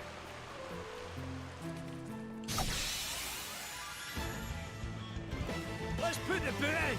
Well, I would not. My first assumption is that no, they wouldn't be a humanoid. All right then. But if I'd never seen one before and it kept standing up, and the thing that's only supposed to work against beasts and doesn't work against humanoid didn't work against a prairie dog, then I might be well, maybe he's a little hairy person. He's not a beast after all.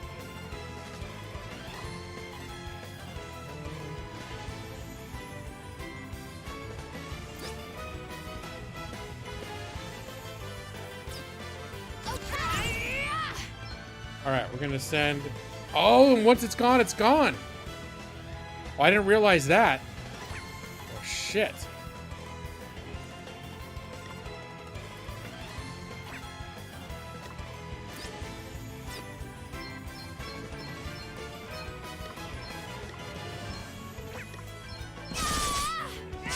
Oh, I'm gonna kill him. All right. Oh, confound it.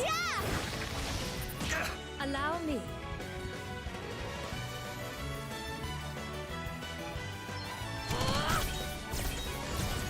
No big deal.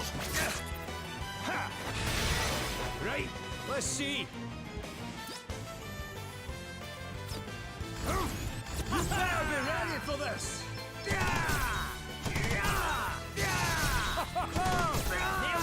Here I go. I'm going all in. All right. On to the next one. Did you see that? I'm amazing.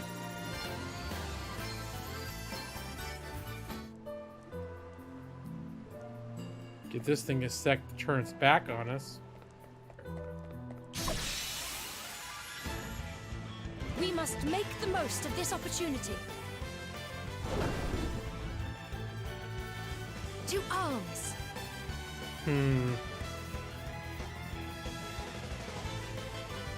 Chicken kebab, green beans, asparagus, Korean barbecue steak, and 2 tortillas. What are you doing over there, Evie? That's like 3 great dinners on one plate. Yep, there you go. Up to your usual shenanigans of eating delicious food.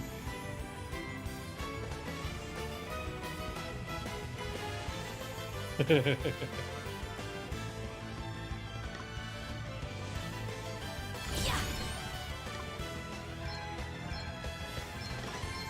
goes. I hope my base holds.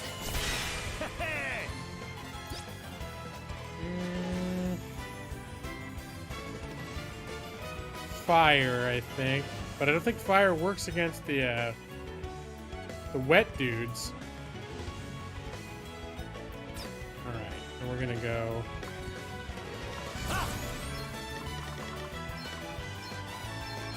Away and fire your heat. That had to hurt. Ah, they retaliate. That's not Right cool. in the soft bits. No big deal.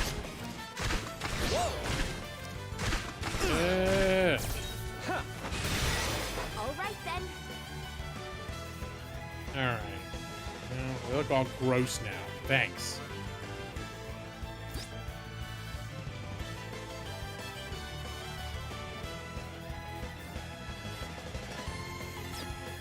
All right, so let's try this. Okay, I'm all set. We're gonna try to capture this dude. And we're gonna attack this dude and then try to tame him too. And then, in case he's not dead. Got him. Oh, Here I go. he was tougher than I thought. Uh-oh. I don't even want to know why you were banned from Twitter, Stone.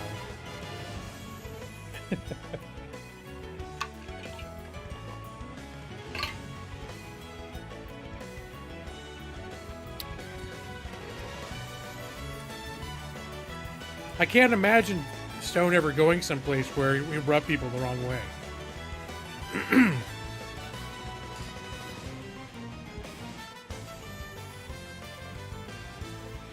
Let's see.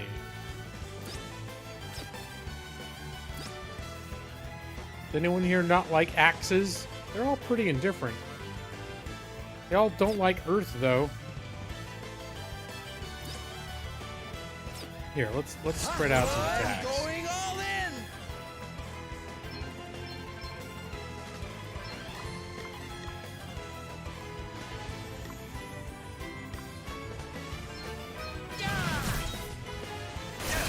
Eek!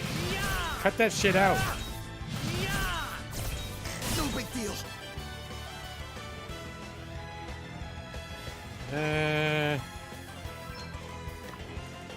A song? Very well. It's nothing.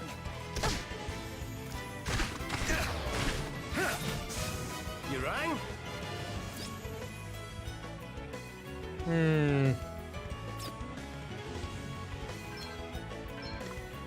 Away, bio your heat. Oh, was that the wrong No big deal. element? Oh. To arms.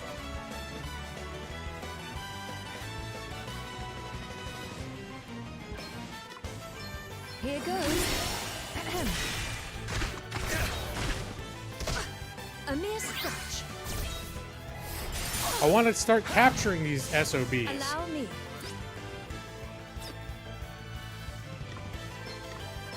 We all have our Oh, what's weaknesses. next, I wonder? Alright, it's fire that they don't like. Here, we're just gonna do a simple fire, one fire against one Come of them. and get it. Ah, didn't like that, did No you? big deal. To arms. A song? Very well. Alright. I'm gonna try taming both of these guys.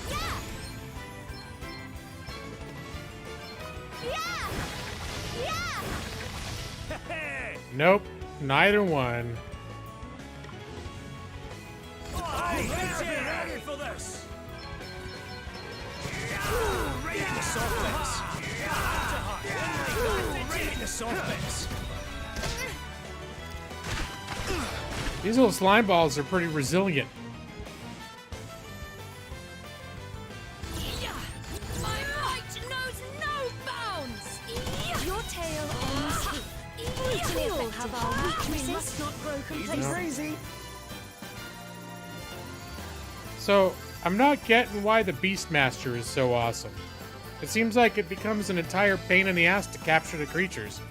I thought maybe you capture them, and once you captured that one, you could just use it whenever you wanted to. I didn't realize it's like every time you want to cast a spell, you got to capture the creature first.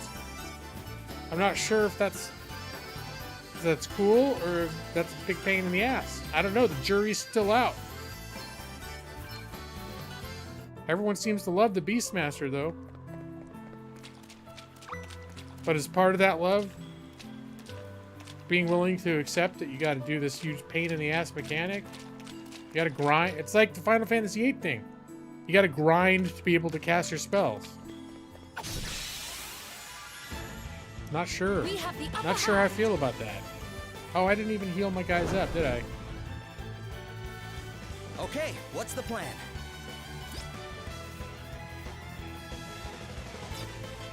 Let's see.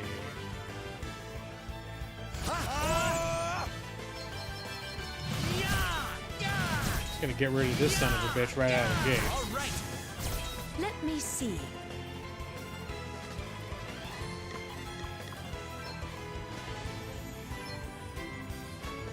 Here goes. You rang? Gotta go run and hide. Alright, Stone. It's after 10 where I am. But I can't stay. I'm gonna make a commitment to not be on here super late again, because that messed my shit up. Think how crabby I'm gonna be trying to engage in a 5-day conversation around a campfire if I go into it tired tomorrow. It's gonna ruin it for everybody. Lightning. Alright.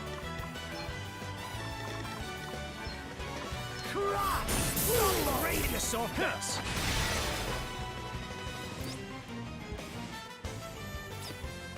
Alright. Okay.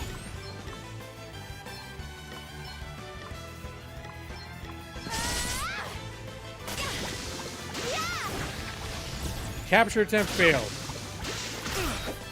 Very well. Alright, Meg Evie's out too. Alright, Meg Evie. Have a good night.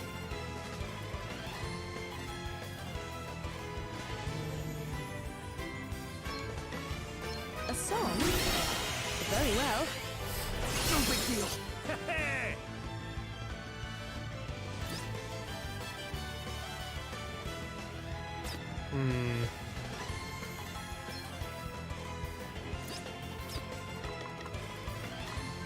Eat sorcery. Didn't like that, did you? Ha! Oh, it's dead. To arms.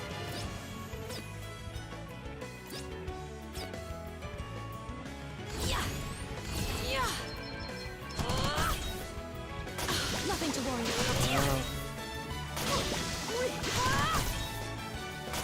These counters are What's kind of the a plan? pain in the egg. Alright, let's see. Can you tame it? Yay! Now I got 2 of them. Did you? Turns out they're not people. That's the second one I've tamed.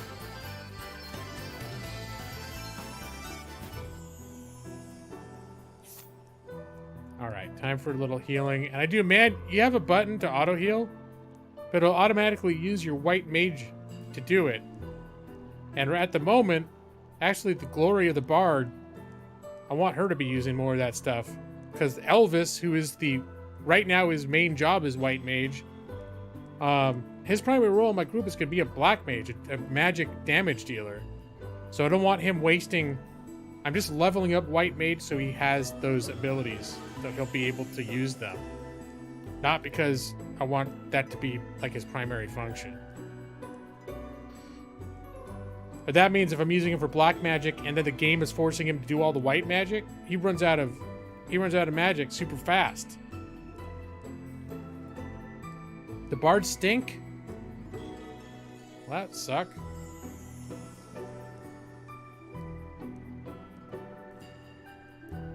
No, right now, I mean, well, I can show you the jobs that I've got. Hold on. Let me do the magic first before I forget.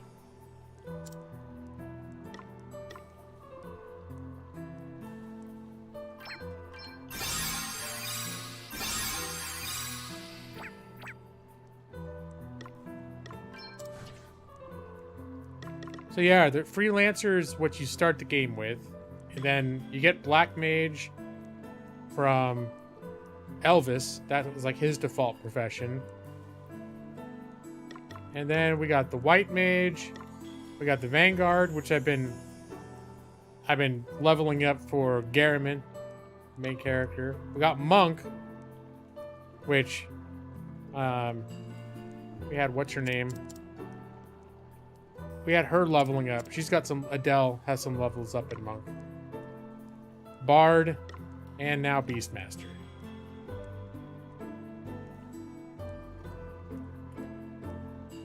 You think the monk is really good? I just didn't necessarily see the advantage of the monk over the freelancer. Especially since the freelancer got body slam, which I'm a big fan of.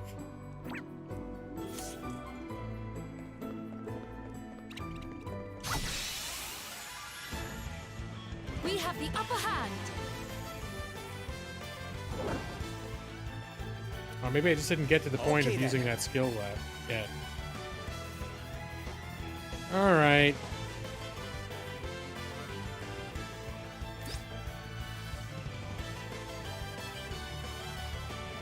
The silk moth does not like my axe, so I'm just gonna get all crazy with my axe. Right on the money. All right. That's nothing. Stop doing that! That makes me upset. I'm up, huh? See, is anyone ready to get tamed yet?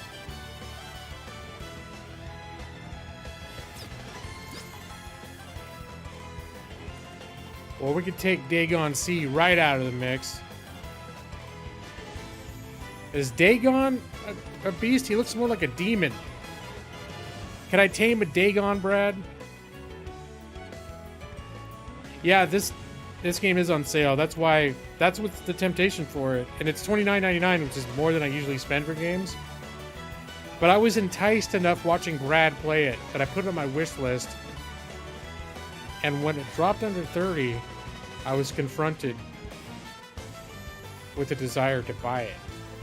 I think I waited a full day. I waited to stream and tell Brad I saw it in the summer sale and ask if I should get it. Brad said, "You should get it." So I got it. That's the story of how I got the Bravely Default 2. Yeah, but it says beast, and that guy is carrying a spear. He's clearly using tools.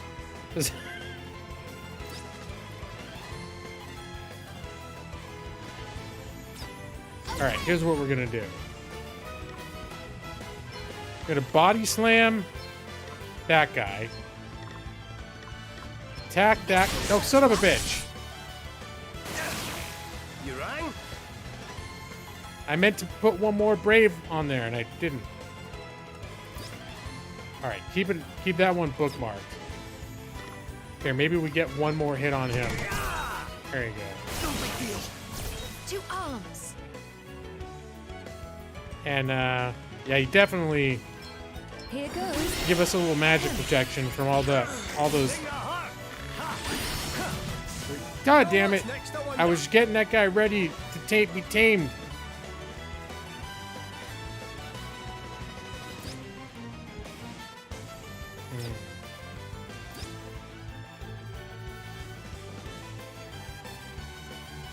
All right. Well, I think we're gonna go for Big Thunder. Right in the soft bits.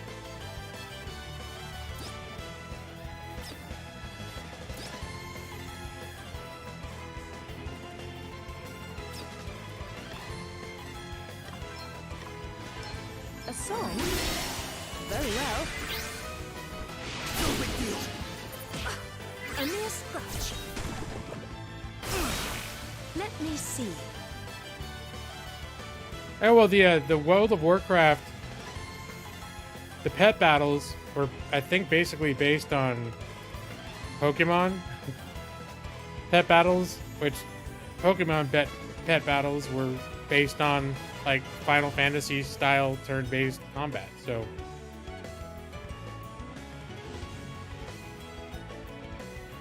this was the original, man, the original turn-based combat.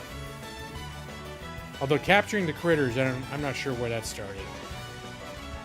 If it came before. Because I know in Final Fantasy VI, you had a thing where you could capture the abilities of other creatures, but I don't think you literally captured the creatures.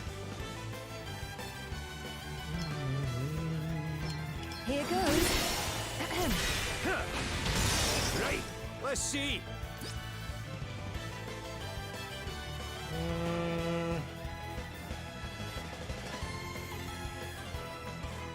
Alright, let's get that silk moth whittled down a little bit. Almighty fire! Hunt to hunt. Alright, we're gonna try to capture that guy. And let's get one more attack in on that guy and then try to tame him. Yeah, captured. Oh, I'm getting quite a menagerie. No big deal. It's both a pain in the ass and kind of fun. A song? Very well.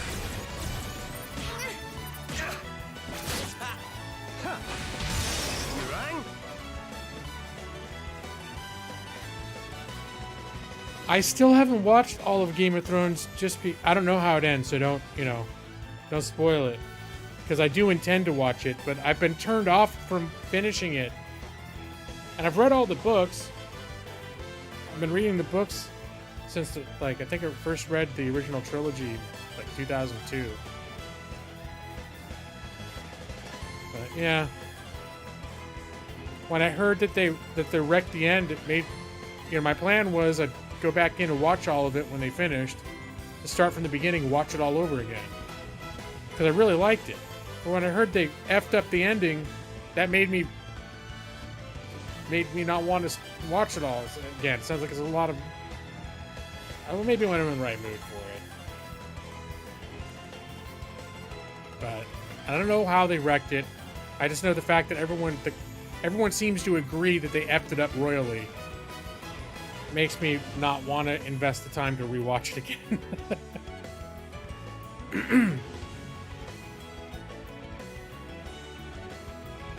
Well, Nick, if you only saw one episode, apparently did not click for you. Yeah, I read the books well before there was a whisper that they were ever going to make any kind of a film adaptation of it. And I really liked the books. Oh yeah, they got that spin-off starting.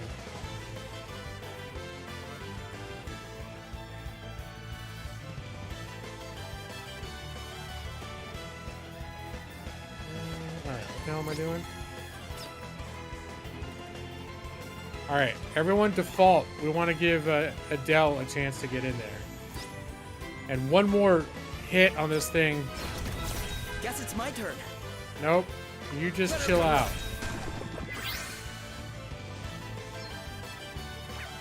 We stand firm for now. Right, let's see. Let Adele go, please. Buckle down. Ha! Oh, you son of a bitch. We sure make a heck That of a prince team. is just like an extra. He's not in our party. More awesome. He's like an extra character that's like with us. And when you have those characters, they pop in and randomly attack on their own, which is usually a good thing. Except when you're trying to prep something to have 100 hit points and wait for a certain person to be able to use an ability on them, then it's annoying.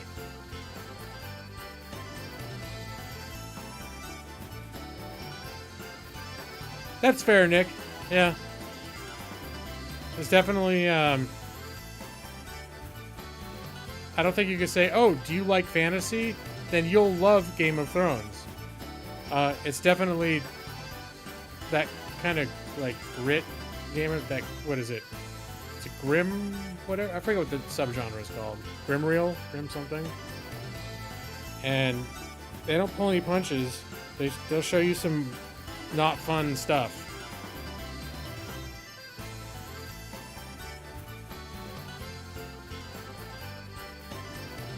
So the redeeming part of it is it's not so much like every episode is just that shit happening over and over. It's more like that stuff happens and it's such a big deal, it becomes like a central theme for the rest of the series. Like whether they're going to pay for that. So in that sense, the first impression is not so much indicative of like, oh yeah, every episode they're throwing children out of towers and having incest sex. Grimdark, that's what I was looking for. Transformer T-Rex Grimlock. That's what I was reaching. Sorry, no, not Grimdark. That's what Brad said. I guess other shit happens, but I can like incest and shoving children out of towers for catching them doing it. That's a particularly squeamish, like oozy thing. Like, ew thing to have in episode 1 to be like, hey, guess what? We're gritty.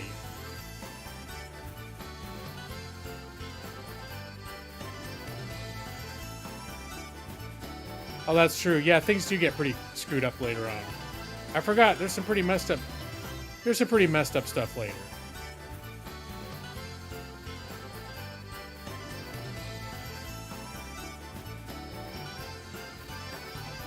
Hey, Skullsphinx. What do you mean you don't believe I'm 48? I am 48. I'm turning... Son of a bitch. I'm turning 49 this year.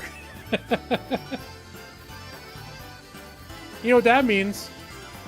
That turning 50 next year. How's that even possible? It's 2022. Next year is 2023. And next year I'm turning 50. At 110. I don't know why it's hard to believe though. I don't feel like I either sound or look young. The only reason it might be hard to believe is if you look at what I'm playing right now, you'd be like, oh, well, clearly someone of such an advanced, mature age wouldn't be playing a game that looks like this. I don't know. Sometimes I would agree. I'm all gray and elderly. Yeah. How am I that old? Well, I got born in 1973. And I just kept surviving every year. 1974, I turned 1. And in 1975, you know, touch and go, but I turned 2. 1973, I made it, even though I'm pretty sure that's the year I licked ants off of a window. I survived. And I could continue with this sort of annual saga. Another 45 times or so. Leading me to today. Yeah, I'm 3 years older than your mom. I think that puts Amanda is the same age as your mom. She's 3 years younger than me. Well, I'm moisturizing. You know what I think part of why I probably look younger too is because I got a chubby face. So, and I've seen people that, like, you ever watch those weight loss shows? And you have someone that's like, oh, they're 50, they look young. And then they lose a bunch of weight. And by the time they lose the weight, it's like, oh, that dude, yeah, he's fit now, but he looks like he just aged 15 years. That's because all that what would have been wrinkles is all smooth because of all the Taco Bell. That's the secret. That's the secret to youth. Lots of Mexican pizzas. Cashews, Mule, adventure meals keep me young and healthy.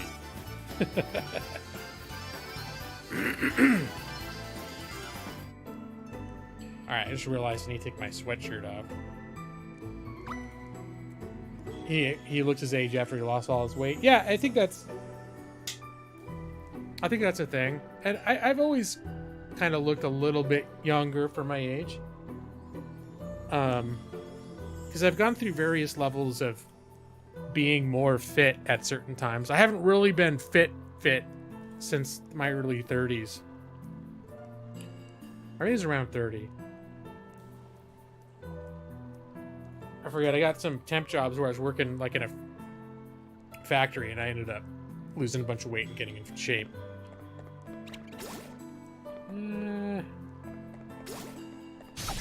Wait, am I poisoned? I just realized I was taking damage as I was running. They're sitting ducks. Alright, I was poisoned. I think the Under Armour apparel really does make me look younger. Felix is 18, Pokemon bags, and anime. Yeah, that'll definitely make you look young. Some people, they just look young, though. And it's not always because they got too many Mexican pizzas. Some people just look, they age well.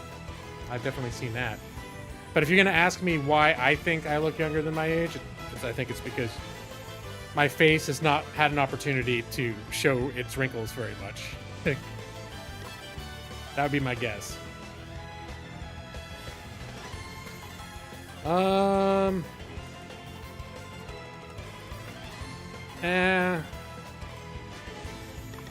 We stand firm for now.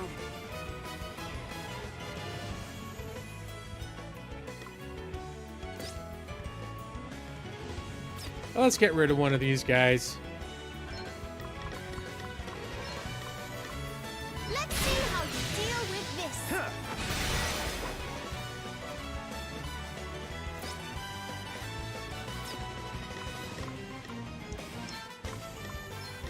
Eat sorcery. Ooh, right in the soft Okay, bits. what's the plan?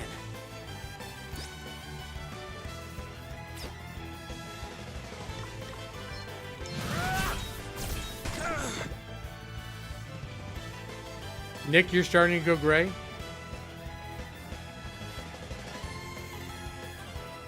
I started seeing a few straggling gray hairs in my mid-30s. It wasn't really until... I feel like it wasn't really until like the last 2 to 3 years that all of a sudden like gray really started making its way to my beard. And it's still not super apparent in my hair, but I'm definitely seeing like a gray ribbon above where like the gray area of my beard is. That same spot above, like in my hairline, there's a, which at least it kind of seems like it's going to be cool for a while. We'll have brown hair and I'm going to have this like silver streak. So I'm almost kind of looking forward to see what that looks like. She dyes her 3 gray hairs. I haven't really considered dyeing my hair. I'm not that concerned about it. The only reason I had considered like dyeing, if I was going to use dye on my beard, it's because I don't have my beard long, it sort of ends up making my beard look more spotty than graying sometimes. So, but I think I like the gray in my beard. Yeah, those youngsters respect me, and I go to work and I say, you gotta listen to me because I've been around and I know some things. People are like, yes, sir, you sure do. And I'm like, yeah. You can tell by the gray in my beard. You had a decent result with beard wash. Yeah, so far I've never tried anything to change my color on anything. But I'm not opposed to it. I'm not like one of those people like, oh, you should never do it. I think if you look in the mirror and you're like, I don't think this looks good, and you want to do something to adjust it, just go for it. Even if it's like, if you're like Evie, you're like, I want my hair to be blue, and I want to bleach it or whatever. Just, if it sounds like fun, go for it.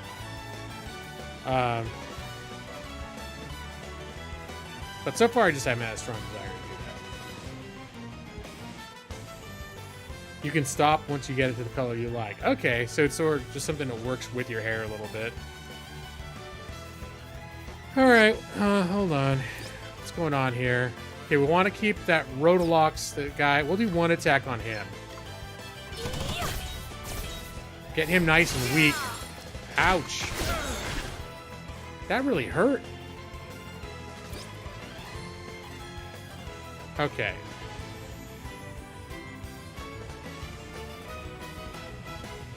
Here's what I'm gonna do.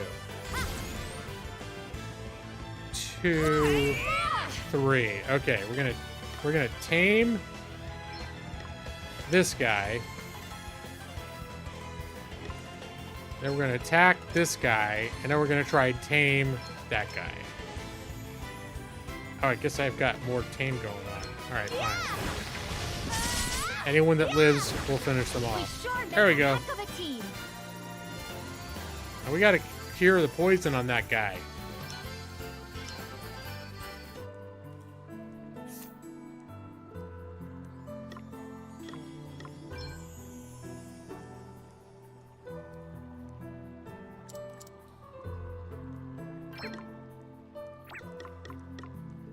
This one do... Oh, do I not have something that does poison? Alright, I guess I gotta use an item for that. Antidote. Luckily, I've got plenty of those.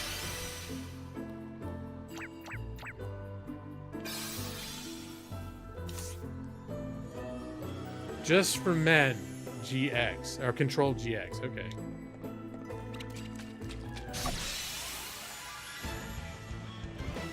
Ha! Looks like luck's on our side.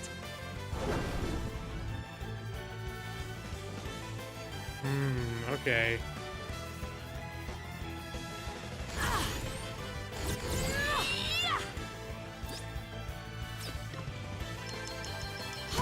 Wonderful. How very satisfying. It's only 2 of them. Rang? Let's do 2, 3. Better be ready for this. Hold on, let's walk some of this back. Let's do 2 Braves, and we'll do 3 attacks on this guy. Ready to solve facts. Guess it's my turn.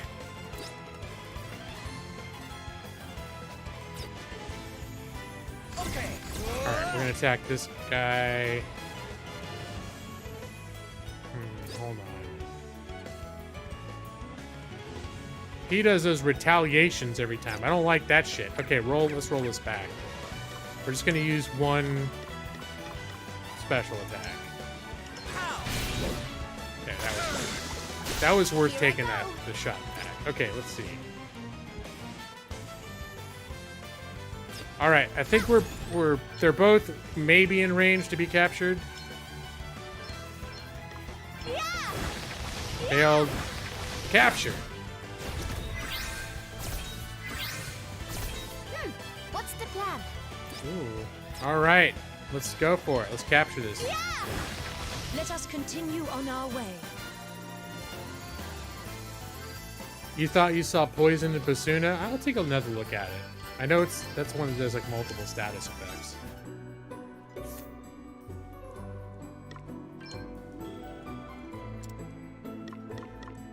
Yeah, it is there. Okay, I missed it.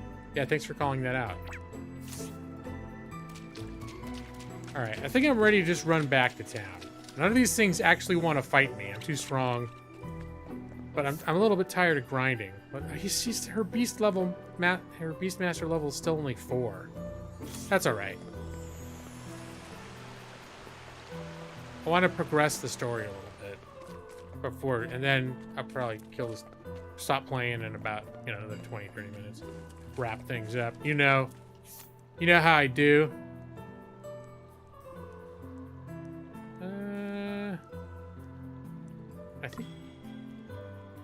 I think we just let this go. All right. Maybe we go back to our favorite inn because I'm a cheap bastard. Yeah, but I started my stream late and then I talked forever and I can't stay up late. Because, as I've said, that has caused me to have some pretty... to start out some weekends feeling pretty unpleasant. And I don't want to do that to myself. Going into a 4-day camping trip. Do.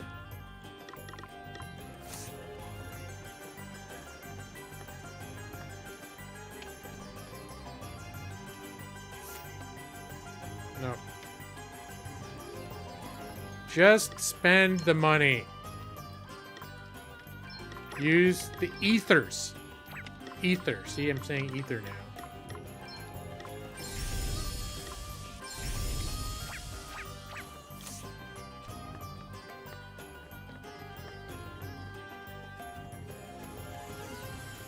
Ooh, is there like a quest or something over there? Alright, well, I'm gonna save the game as I get closer to that spot. Ooh, you finished the... Yeah, you posted a dinner. Well, hold on, let me take a look at that. Let me take a look at that.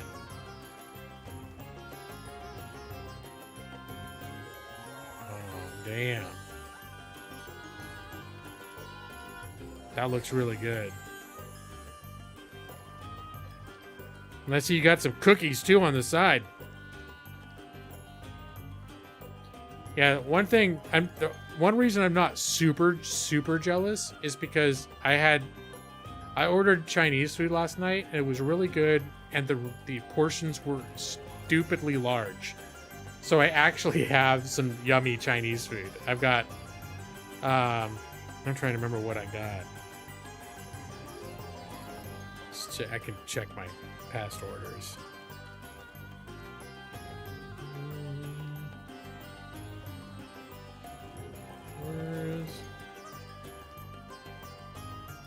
I got the Szechuan combo. It has a combination of beef, chicken, and shrimp. Szechuan with rice. And then I got vegetable chow mein. And I wasn't expecting it, but the portions were huge. So I've actually had 2 meals off of it already, and I've got enough for another like whole meal. But I did not have General Tso's chicken. I'm not even sure if this place had that.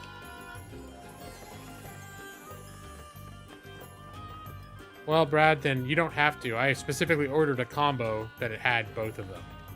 But Brad, just because I ate it and I enjoyed it, don't feel any pressure for me to say that you should have a plate with both beef and shrimp together. That's entirely, if for some reason that strikes you wrong, just don't do it. I'm fine with it.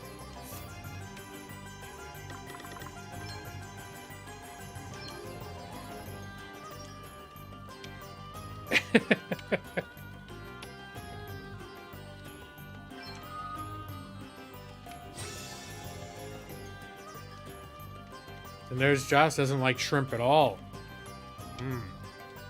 Well, that's a thing. Some people do not like shrimp or shellfish in general. Other people think it's the best thing on the entire earth. Some people, like me, do enjoy Huel, but also enjoy other things. Alright, this little Beastmaster girl. Your pets seem pleased to see you anyhow. They're my friends. Yeah, I can see that. So, the crystal. There's a hidden room in Bernard's house. It's probably in there. A hidden room? It's upstairs. At the back of the house. There's a bookcase. Behind one of the books there's a keyhole. Thanks anyhow. That's great. And please, you have to... Bernard may have done bad things, but... he saved me. Don't worry. We don't want to fight him either if we can avoid it. We can't promise anything, but we'll do our best. Thank you. I think this Let us Bernard retire to the dude's a palace real and discuss our next a-hole. move.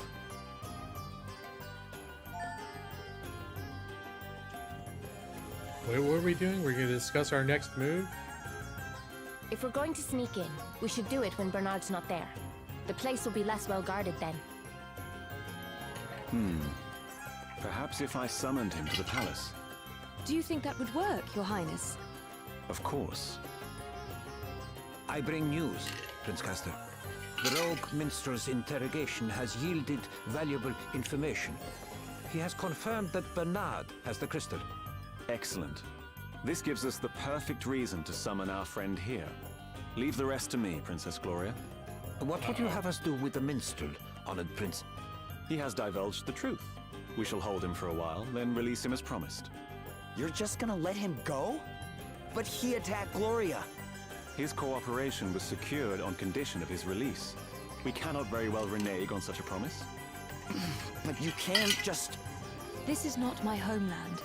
My concerns are not a priority here. We will leave the matter in your hands, Prince Castor. Thank you for your understanding. Summon Bernard to the palace. As you wish. I will deal with things here. I leave the rest to you. That advisor is going to rat him out. The advisor's going to tell Bernard, oh, that luring you away is a trap.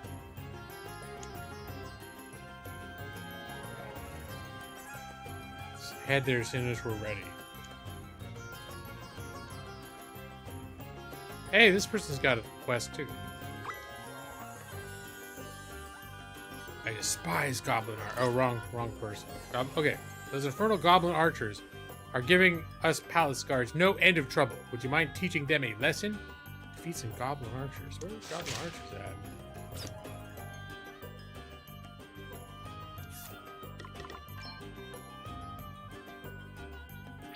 That's here in town somewhere?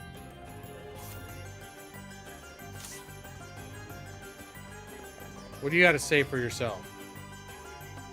Prince Castor's wish is my command. And if his wish is that I assist the reputed criminal, then so be it. He loves it. He loves criminals. Alright.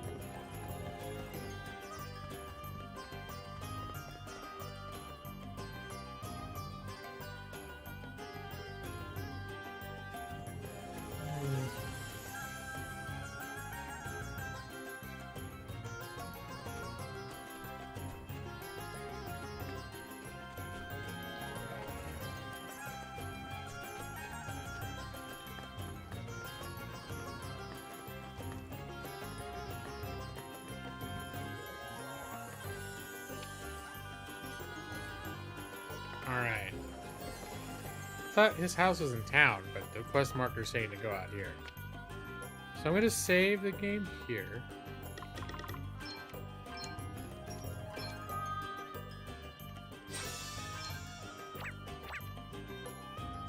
How are we doing on magic items?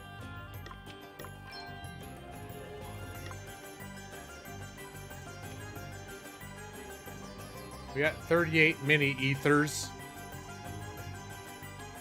I did not watch Nintendo Mini Direct on Tuesday. Mini Direct Tuesday.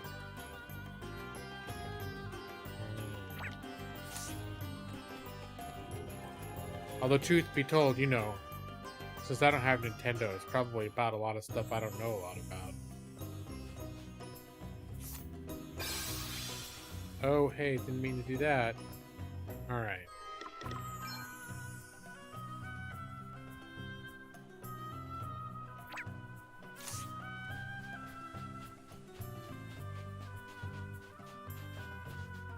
Where's these goblins at? Let's strike while the iron's hot. Allow me.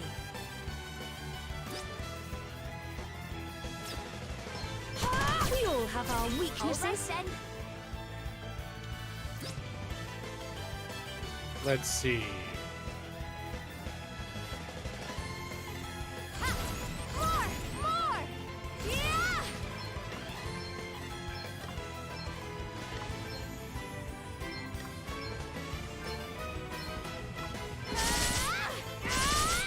Yeah! Yeah! Oh.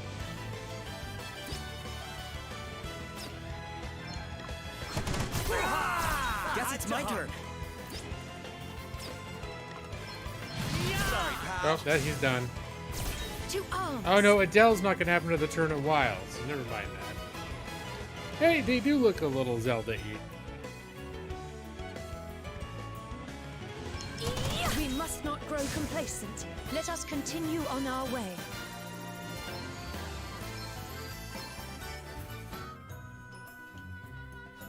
Alright. Oh, party chat. Hold on. Now what? Fighting talk. How did you learn to fight like that, Adele? Oh, I don't know. I guess I just picked it up as I went along. Wait, does that mean you didn't do any training before you became a mercenary? You must have learned the basics from someone at least. Who was your teacher? Hey, wouldn't you like to know? Thing is, it's a secret. Wink. Yeah, this is pretty corny. Huh? Why? What do you mean? What, can't a girl have a little mystery? Didn't anyone ever tell you that the less people know about you, the more interesting you are? No, that's exactly true. Hey, if you don't want to talk about it, it's okay. Fine, if you really must know, I did have a teacher. Someone who taught me how to fight, how to, well, just about everything. What does that mean? Really, and who were they? They were kind of the boss of the place where I grew up. Someone super, super strict, but you could tell there was a kindness underneath it all. Sounds like the perfect teacher. I guess. Anyway, that's all you're getting out of me. I have to keep hold of at least a little mystery. I added that part. Okay, not sure why, but fine. Yeah, great party chat. Those look like some gablins. Come here, gablin. We have the upper hand. Now these, I think actually I'm supposed to kill. Oh, look at all these things I could Very capture.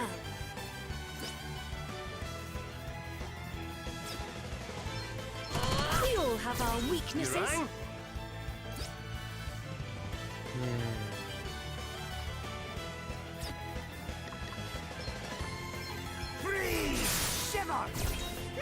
What's the plan?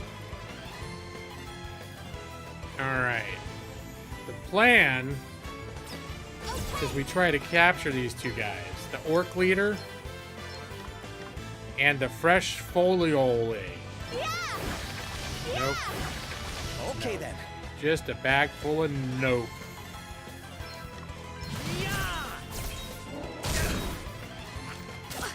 A mere scratch.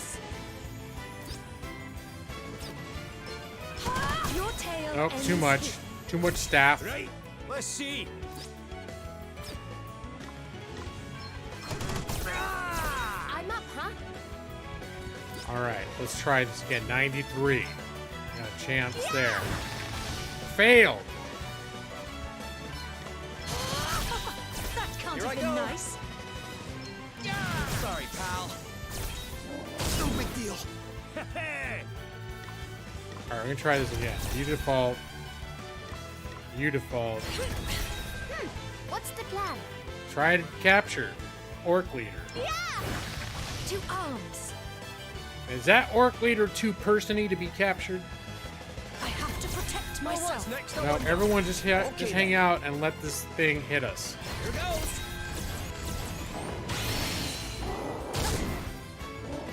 It's okay. Allow me. I must endure. All right then. Hey, we got him. We wiped the floor with them. I did it, Brad. I captured the orc thing.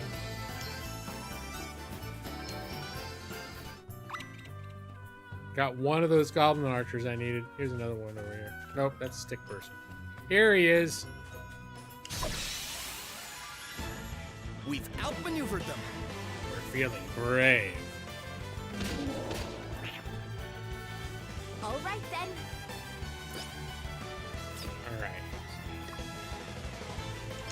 Alright. Feel like just getting. This will shut you up. Allow me.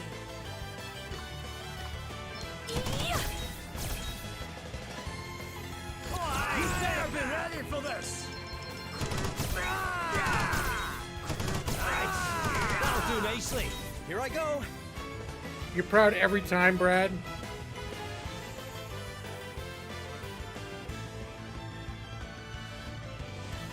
So is that, should they really be collected and then used on special occasions? Is that the idea? And if I collect a bunch of monsters here and then meet a super boss, like strong boss later, are the monsters like collected in the weaker areas gonna be like stupid?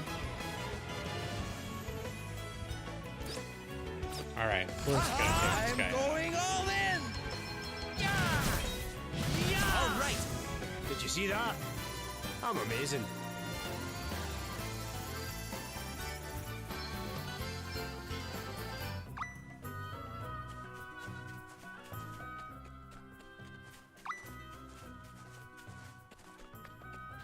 Alright, let's go back to the guard.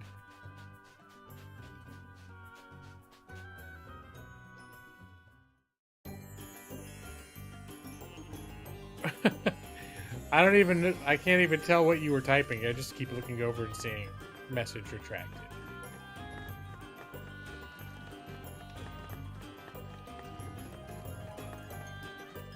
Well, Fire Emblem games look interesting.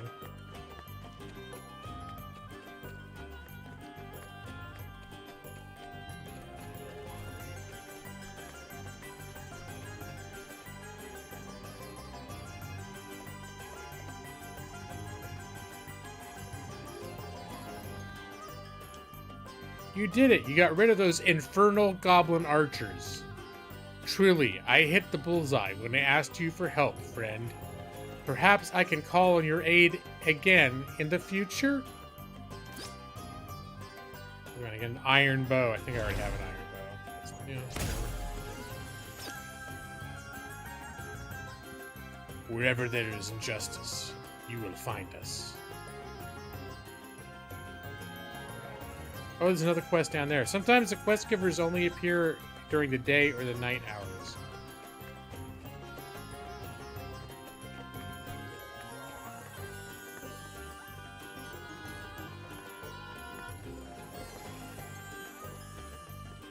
What do you got, buddy? Oh no, somebody help me.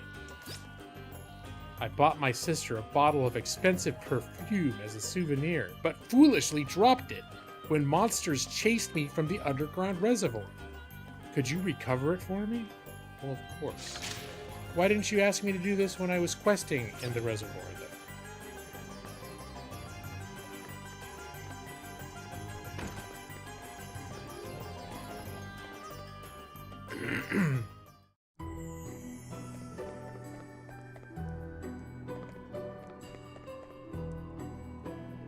I guess it could be anywhere.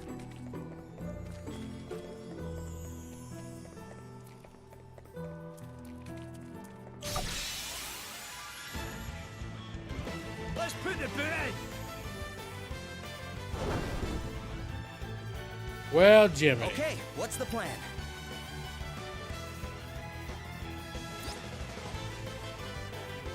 Does anybody not like axes?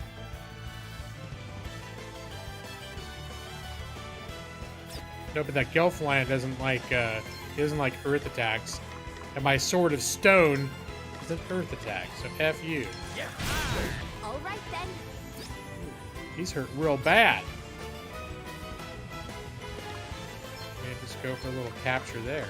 Yeah. Right. Failed. Let's see. You don't like axes, Brad? Let's see, there's a whole lot of people here that hate lightning. You know what? I'm just gonna wipe this shit out. Eat sorcery. Right where that came from. Nice! Right in the sorcery. That'll do nicely. Away and fire your heat. Another one bites the dust. Allow me.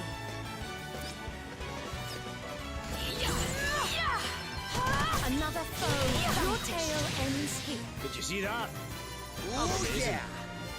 See how much faster the fights go when they're not trying to capture shit?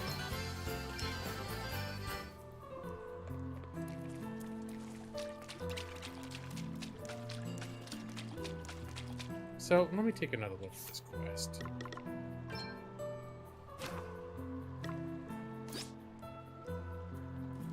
Monsters chase me from the reservoir.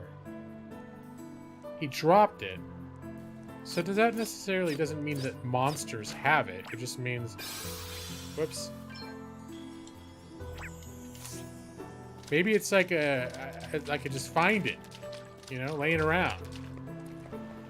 Wouldn't that be nice? Nothing here really wants to fight with me.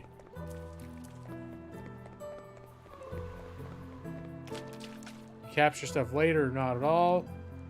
Anything can be done without strong Beastmasters, although you wouldn't know. So did your game rely on a strong Beastmaster, Brett? Oh, hold on.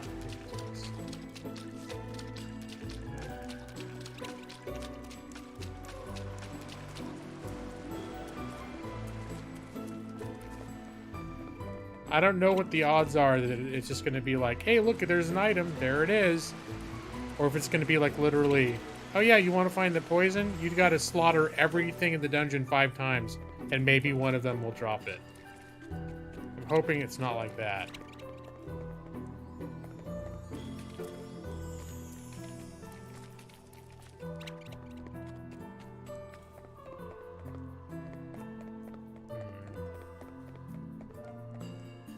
You were highly reliant on Beastmaster. You completed the last quarter in game with all Beastmasters. Once you found out that captured animals raise stats? Oh wait, so by having those animals captured, her stats are raised? Is that what you're telling me? I didn't realize that.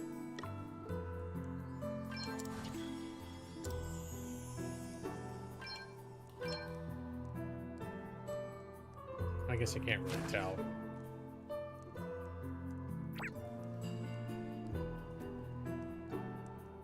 Oh, just the total number captured. How can you tell how much your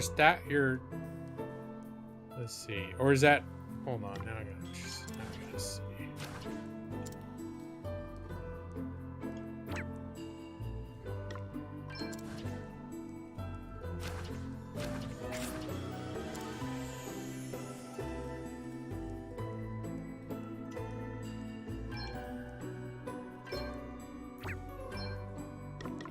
So one of these.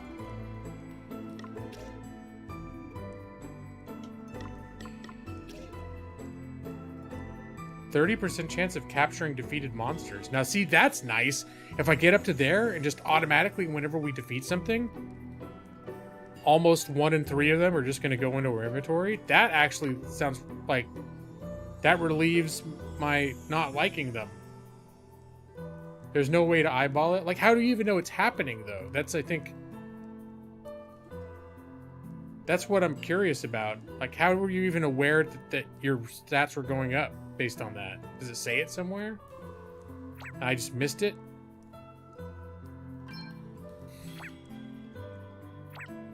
Maybe it's under the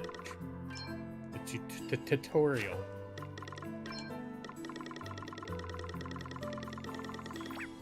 Oh, come on! Job overview, Beastmaster. Okay, I don't think I read this before. The Beastmaster wasn't here until now. Beastmaster's control aren't as single-mindedly damaged focused as you might think. To get the most out of that job, seek out the best beastly companions. Spears are suitable weapons for most non-magic based jobs. Beastmaster's specialty, animal rescue. When an attack on the user reduces their HP to a lower rate. Blah. Recommended abilities. Huh. Yeah, I don't know. It doesn't...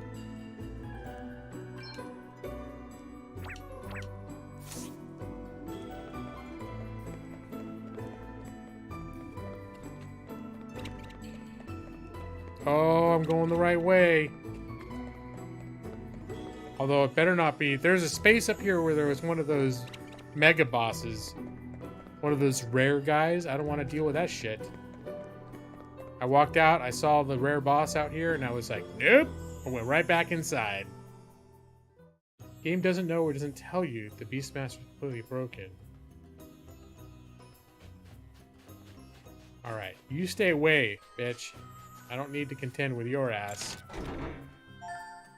Power bracers, okay. What's this? There's the posh perfume. Can I get to this chest without this monster seeing me? A nasty surprise! Uh-oh. You're in for a treat. Nah, they don't look so fucked to me. Yeah. Now, we're just gonna go to town on these guys.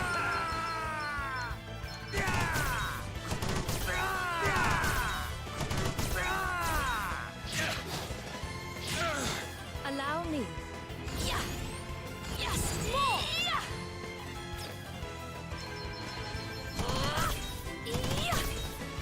Another foe vanquished. What's the plan? Let's see.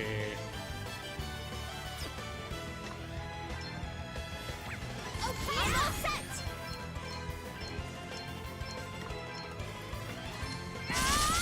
Oh, no, I'm gonna kill it.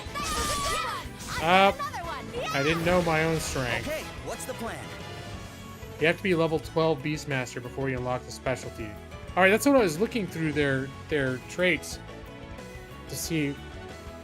And either I didn't look closely enough or they don't mention that happens.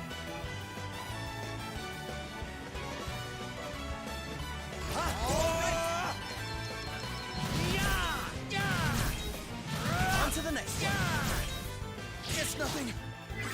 Oh, we're all braved out. Now we gotta wait and recharge. Man. Meanwhile, this SOB is gonna be hitting us. What is that he got on him? Is that like a Doom timer? Very well.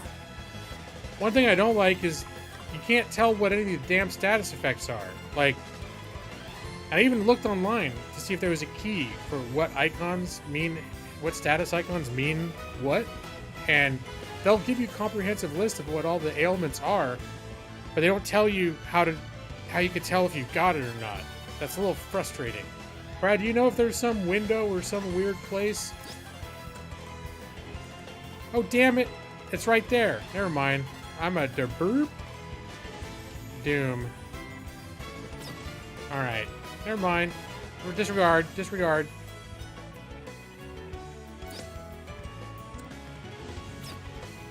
My might knows no bounds.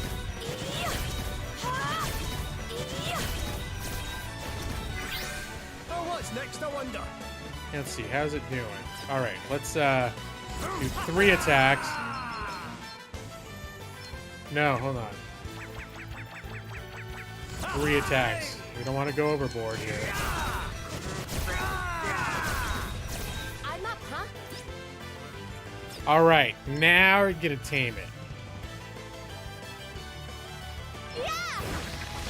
Oh, I should have done a whole bunch of tame attempts. Here I go. I just wasn't thinking. All right, you guys, here, default. Better cover up. Now, you're just gonna do a whole bunch of tames. You're gonna fake it till you make it. Got it. I am stronger. I can feel it. Garmin learns the gift of courage. Ooh, that sounds like fun.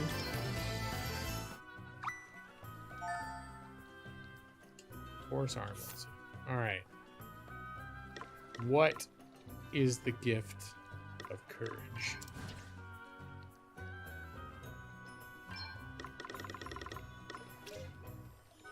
Give one of the user's own BP to the target. That's kind of cool.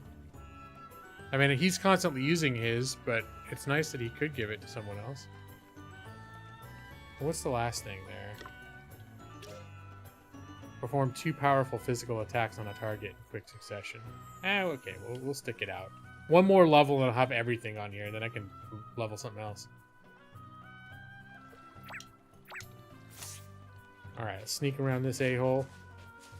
I don't even want to bother. When I see that glow, and we're in like the 3rd area, and I can't even fight the guy in the 1st area.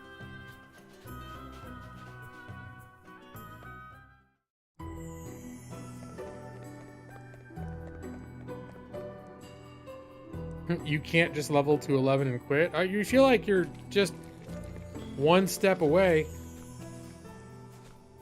Because the things that glow like that, I've discovered, are like end boss type creatures. At least my experience with them so far has been they're something you probably ignore until you're like end game strength, and then you go back and clean them out. Well, you know what? I could show you, Joss. Now, maybe it's just that because there's one of those rare dudes that glow red in the newbie area. The starting town, there's a beach near the starting town, and there's one right there. And I tried to fight it and it absolutely was insane. And then I leveled up a whole bunch. And after another 15 hours of play, I went back again thinking, I'm going to kill this thing now. It's not just that the one by the noob town is extra hard.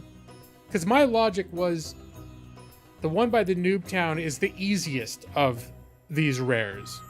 And that if I can't beat that I shouldn't even blink twice at another one. Can I save here? Is this considered dungeon? I can't save here. I'm gonna do secondary save.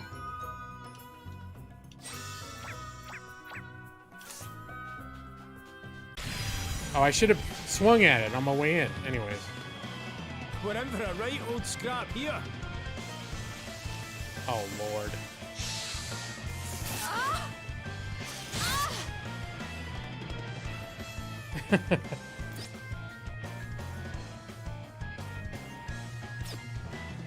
Alright, so we're immediately, like, up shit creek.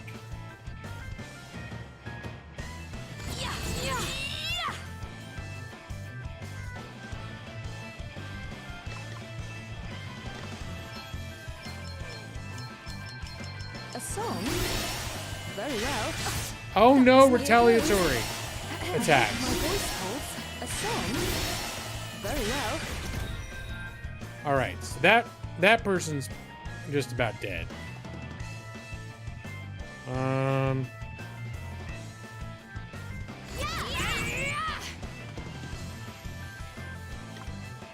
I body slam one of these guys? Oh no, I can't. Alright, let's default. You're If we can survive till the next turn, maybe I can body slam one of them.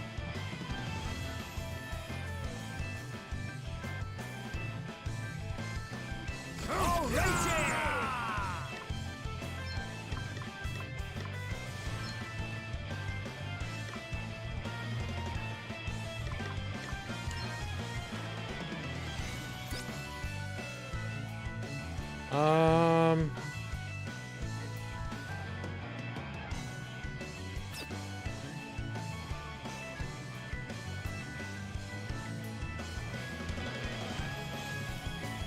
don't like this at all.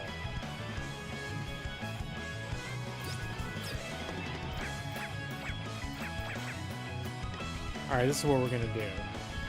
Oh shit! I meant to heal her. Oh well. I don't think it's gonna make a difference in the long haul. I'm going all in.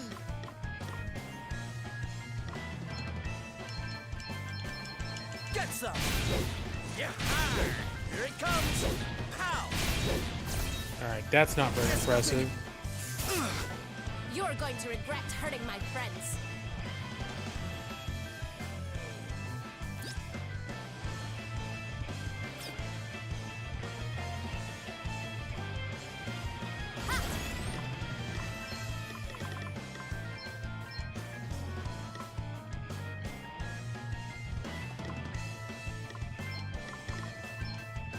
Get ready! I am in your debt.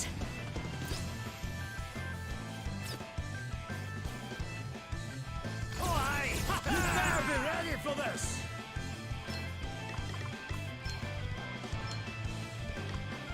Alright, we're just gonna give it. And they're not weak to any of the magic I have, but You can rely on me. I live to fight another day. I just need to try to get something off. Oh god, look at the damage doing 13 points of damage. That's nothing.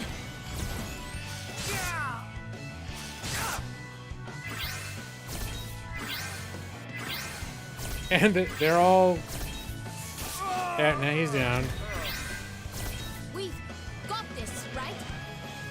Yeah, you got it. Don't sweat it.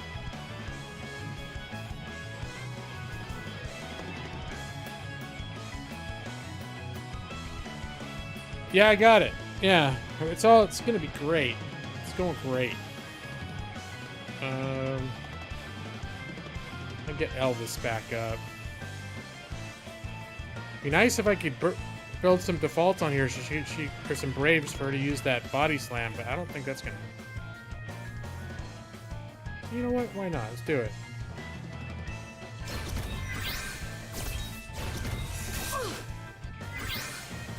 Something must be done.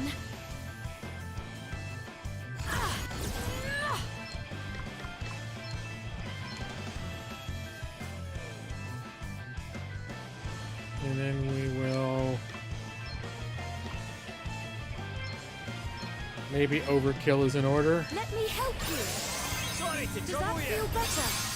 Let me help you. Cheers. I owe you one. What's the plan? All right, you are gonna body slam that a-hole over there. This will shut you up. Oh, that's bullshit. Total bullshit. We've got to do something. Yep. We expect you to die.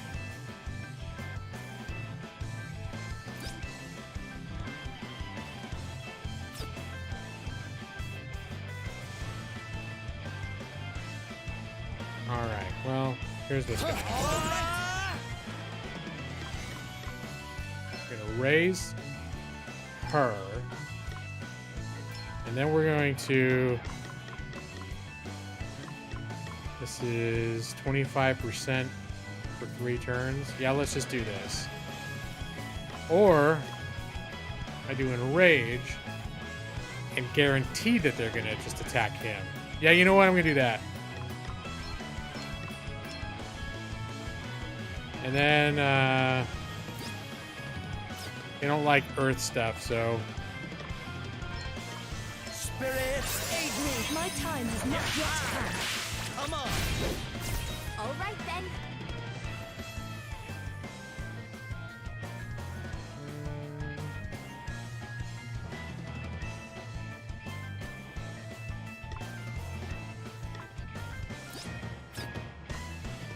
Nothing like the long game.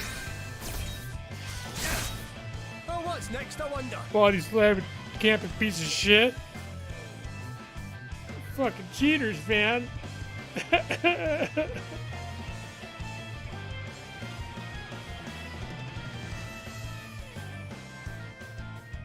All right.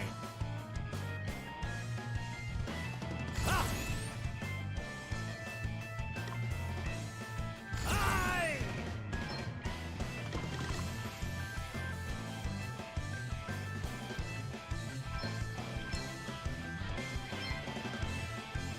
Let's do a little protect. Right. Double up. Let's get you patched have up. my I'm not thanks. just a dab on to a weapon, you know. We hand it. That feels great. What's the plan? I can't believe I'm actually like trying to stick in this. Yeah, no, things are probably going to go very badly after this. Get ready! It's nothing. Let me see. Yeah! Yes! More! Yeah!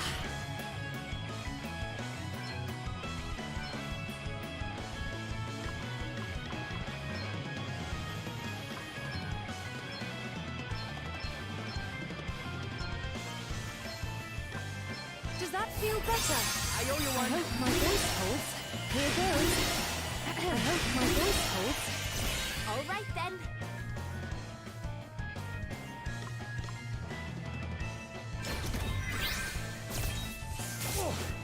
You don't want it.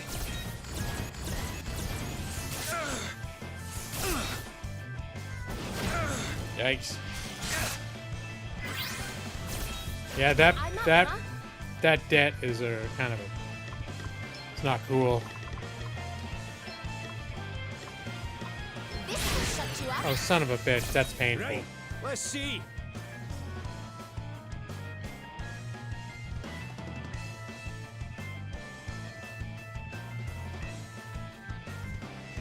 Okay, let's just do cure on You can himself. rely on me.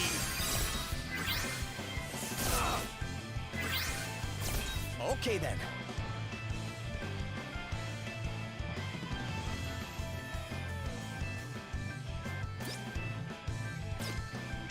Okay.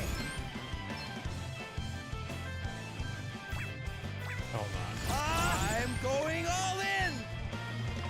We need one of these. We need. Here's what I'm gonna do. Boom. Try to finish that guy off, and then get. Oh, I don't have enough.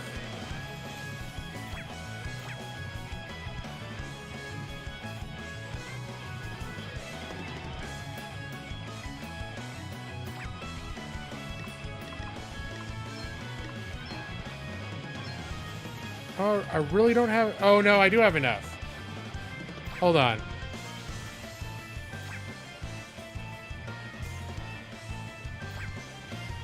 I just forgot I had I used the ether. Okay. Finish him off. And then I should have points for this. Here, try this. Ow! Come on. Yeah.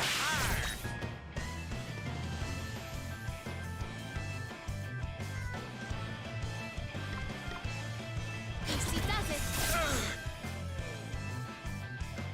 Actually, I'm doing a lot better than I expected.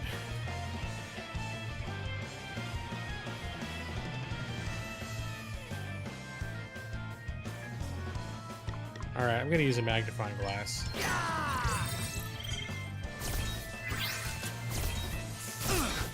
All right then. Nothing like the long game.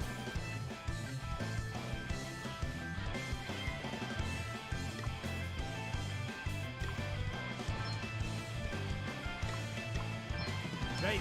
Let's get you patched up. Ha, not bad. Allow me. Your might knows no bounds. A song? Very well. A song? Very well. Get her focused on buffing, and then she'll be in debt for 3 turns. But her buffs will last that long, so that's sort of good. I don't know if that's great strategy. Easy does it.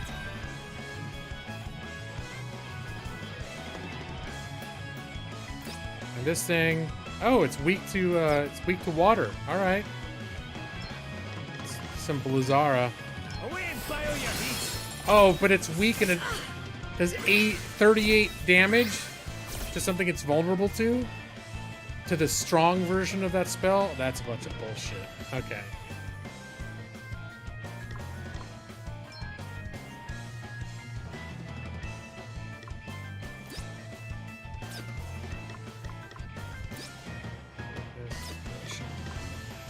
Let's see how you deal with this. Oh, that didn't do shit. She missed. Okay. I'm starting to think, based on the fact that that my most powerful attacks that I have are only. He's got 30,000 hit points, and I just used one of my most powerful spells that its weakness has a weakness to, and it did 38 points of damage. So yeah, that's I'm just gonna make sure no one's got a surprise, amazing way of hurting this thing. You can rely on me. I shall endeavor to return the favor. Here I go.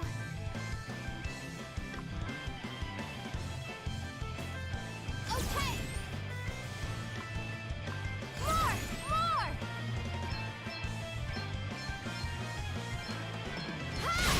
Oh, that hurts. Let's see how you deal I with mean, this. there's still 30,000. There's still 30,000 roughly hit points to go, but she's actually doing some damage.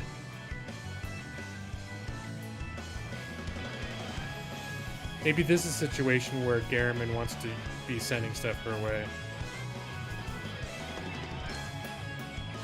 Right, let's get you patched up.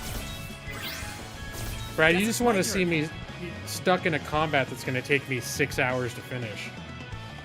Oh, that's a good idea, some of the captured animals. Yeah, it's a good idea. Oh, she's in debt now, but...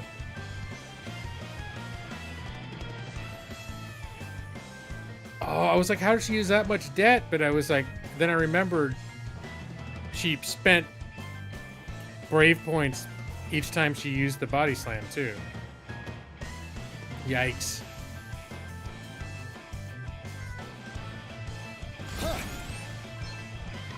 Alright, let's, what does it get the courage do?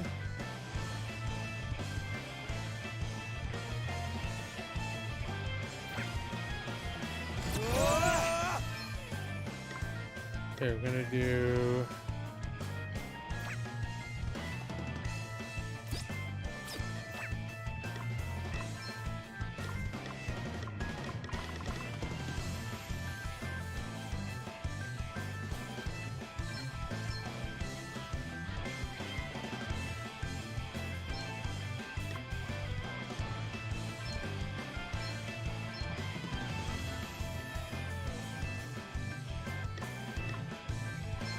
This'll do it.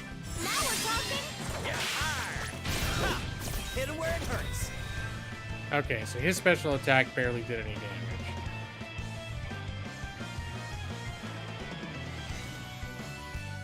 And he is starting to run a little low on magic, so... Yeah, this'll help. Let me see. Alright, let's have her just buff us.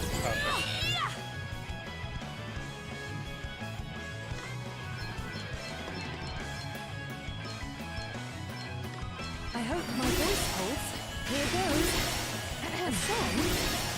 Very well. My voice holds.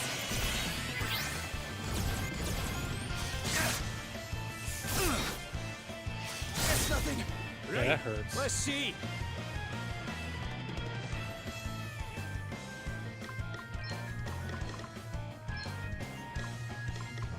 You can rely on me. I needed that.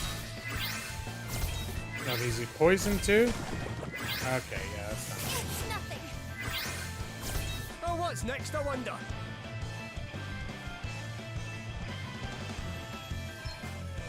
Now that we know this works. That's better, eh?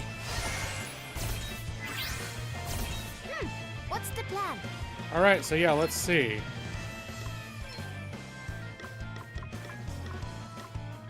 Steel Spirit, Encourage, Acid, Befuddle Dust, Advance, Ultrasonic Wave.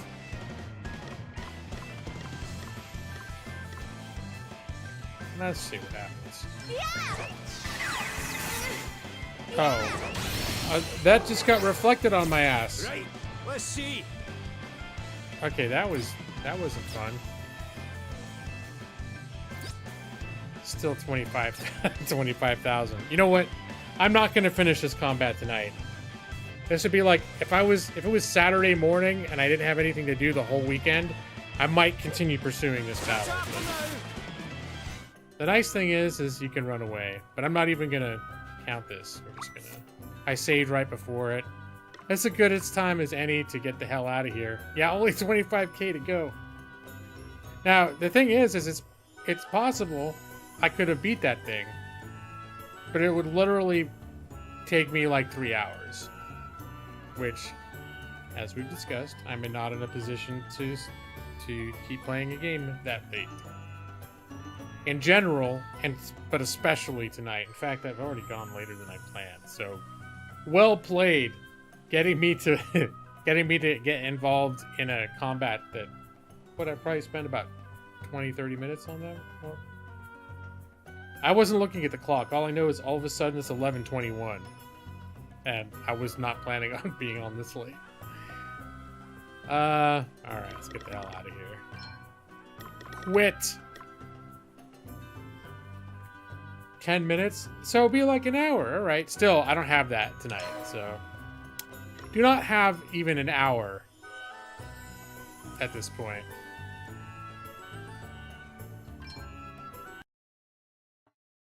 Yeah, we've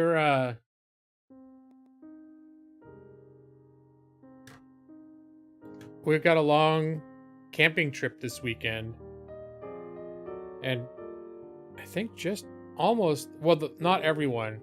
There is, she has one brother and their kids who they don't camp, and part of it's just because like they don't take their kids on road trips because the kids are incredibly hard to manage. So I think like this summer they're gonna come out and visit us, and it'll be the first time that they've ever left their hometown, which is a couple hours away. These kids, they've never been on a road trip before, except to like maybe 45 minutes to the beach or something. You leave them in their kennels. And then also I think, well, this brother, they do actually have an RV. Or I don't remember if it's an RV or a trailer.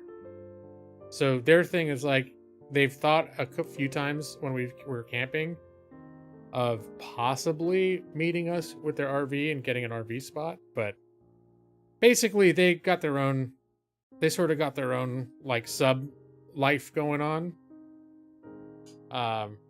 Because his wife's super close to their family. So we don't see them at pretty much everyone else in my wife's family. They come to our camping trips a lot.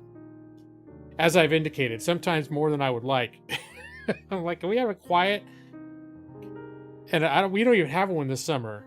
Like they coordinate, and I'm like, can we just have like, if we're gonna go camping 7 times, can we have one time camping where 10 people aren't there? Like just throw up a couple hammocks and read for a couple days under the trees and not. But 4th of July obviously is an exception though. I mean, that's definitely a time where people get together. So yeah, I'm getting off work early tomorrow, and we're going like literally straight from my car or straight from my work desk to the car. Well, probably loading and stuff. I mean, I almost didn't stream tonight again because we're not fully packed. And so there's still technically a ton of stuff that I should have done instead of just streamed for 3.5 hours to get ready, to get like our car packed with our stuff. Well, we booked well in advance. Like Amanda booked a bunch of places starting, I don't know, 2-3 months ago. But really, it's just been a matter of, you don't always get to choose exactly where you want to go. In this case, we actually found a campground that it seems like it's popular and it's nice, but it seems like every time we've looked, there's been openings. And once you get there, it's full. But we've never not been able to get a site there. And in fact, we stayed at this particular campground last year for 4th of July. And it's along like the Columbia. It's not along the river, like it's inland a few miles, but it's close enough to the river that you could go out to the river, and one of the nearby cities does fireworks shows over the river. So that's, I think, the reason why we like the location and why we're going back is because we can hang out and do the camping thing and then drive for a few minutes and see a fireworks show over the river. No, it's actually the weather should be nice. I think, well, let me look at the forecast for how things are looking out here.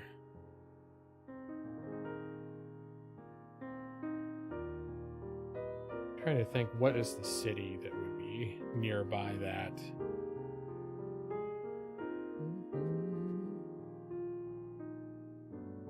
And then, but it's not right on the river, so I probably need to go inland a little bit.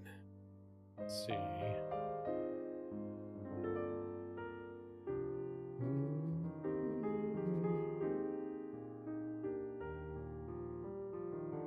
Now I am curious.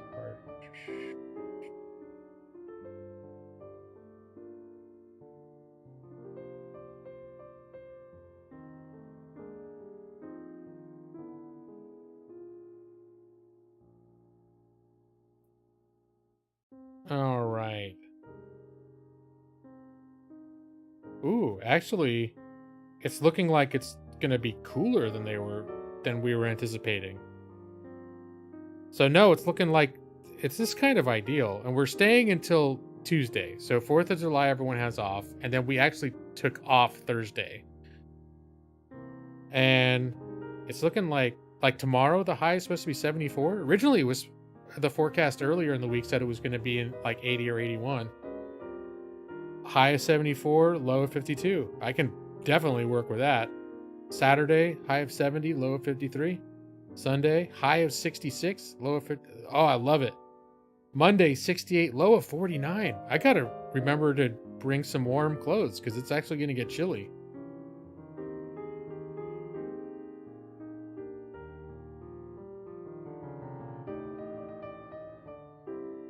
Yeah, well, humidity like right now is 77%. So it's not humid, but it's also not like stepping into a Mr. humid. But it's enough where 74 degrees, while not hot, we may be feeling a little muggy in that. Nah, we're fine with like high 40s or low 50s at night. That's fine for camping. That's almost perfect. I think getting down into the low 40s and high 30s, that's for me when those middle of the night peas start getting a little bit like, oh shit, like can I just keep a jar in my sleeping bag and just pee in that? Yeah, sometimes the middle of the night when it's like super cold out, getting out of your sleeping bag is just a bitch. So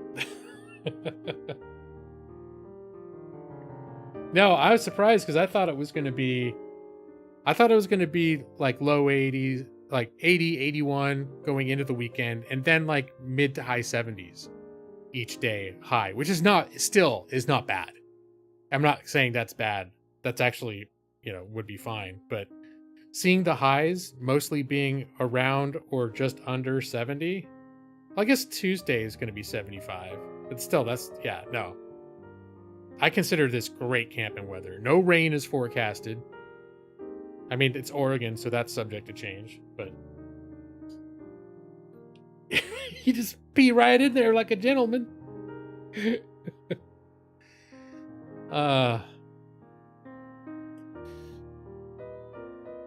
That's another good reason to stay properly hydrated is if I start drinking weird stuff. Like, I don't drink beers normally, but sometimes I will, and that will cause me to have to pee a bunch of times in the middle of the night. Notice the Gray's pizza in some pretty weird places. Well, you can tell by the look on Norris the Gray's face that he exercises good judgment when making decisions like that. And when you're in the wilderness, you got to be creative about where you're going to pee. But when you're in basically a place that's kind of like a picnic park, it feels a little. It's basically like a day park where you can camp. Like this place that does not, and I think that's maybe a reason why it's not as popular as some of the other places, is it doesn't feel like really wilderness at all. It's not like in the city or anything, but it's kind of like it's in the middle of some rolling rural hills, like farmland type areas. And then there's sort of like a patch of forest that hasn't been cut down. And this campground is in it. But on all sides, once you leave the campground, it's just like open fields. Colorado is too cold too. Yeah, I think Colorado is colder than Oregon. Pound some White Claw. No, there's no vending machines. So we just bring a lot of stuff with us. That's why our cars get so packed. We have an Arctic cooler, which is a pretty nice cooler. It's not necessarily top of the line, but it's nice. Keeps things nice and cool. And so we just bring, and then we bring like the big orange igloo thing of water, like ice water.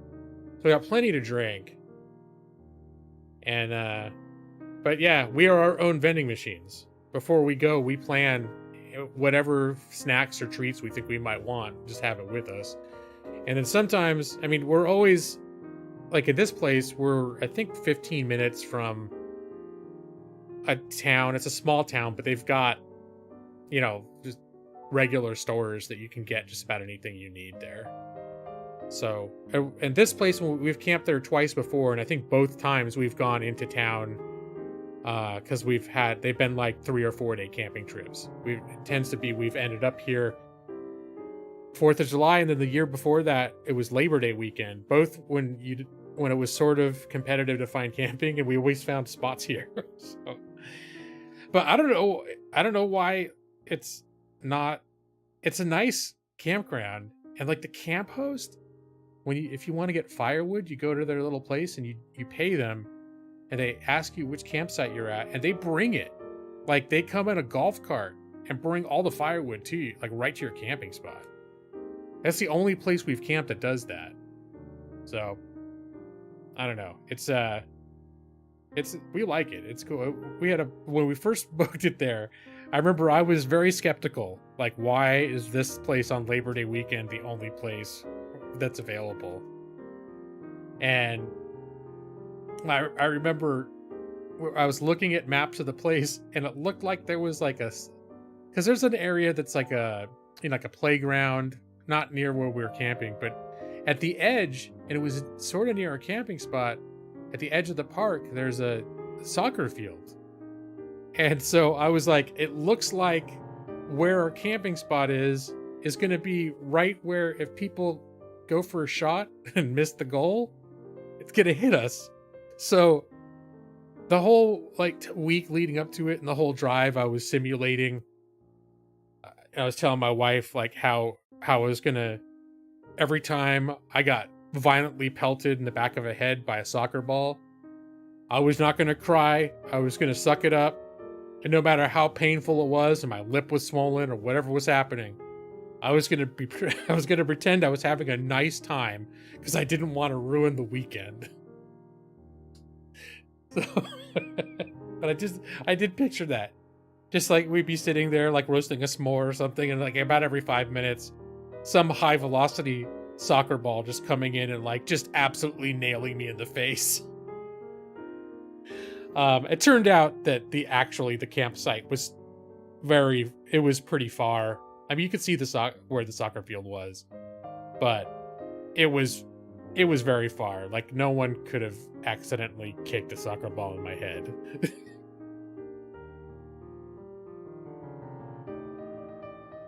If I stay inside, it's true I could get food delivered instead of having to pack or light a fire.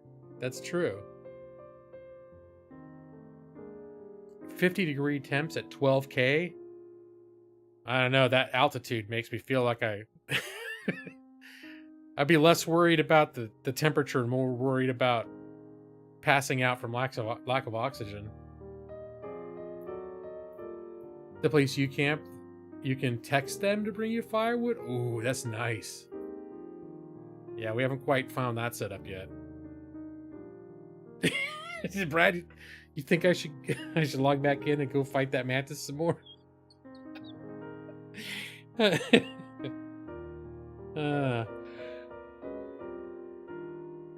Norris the Grey is the type that would camp with only a sword and his armor. Do you think he would like bushcraft with a sword? Or did he just stand there in the wilderness? He'd just stand there with his sword, like just kind of looking around. Like when the sun went down, he was like, well, time to sleep. And then he would just, where he was standing, he would just lay down and fall asleep. And then when the sun came up, he'd just stand up again, take his sword out, just look around. Like, I love camping. Norris the Grey.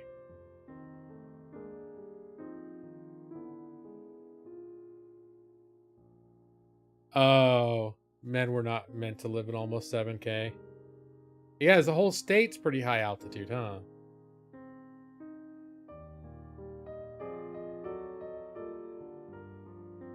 I hadn't thought of that, because I consider Colorado seems like it's a nice place to live, or at least in parts. We were impressed by the the rest stops where my exposure to Colorado is very limited.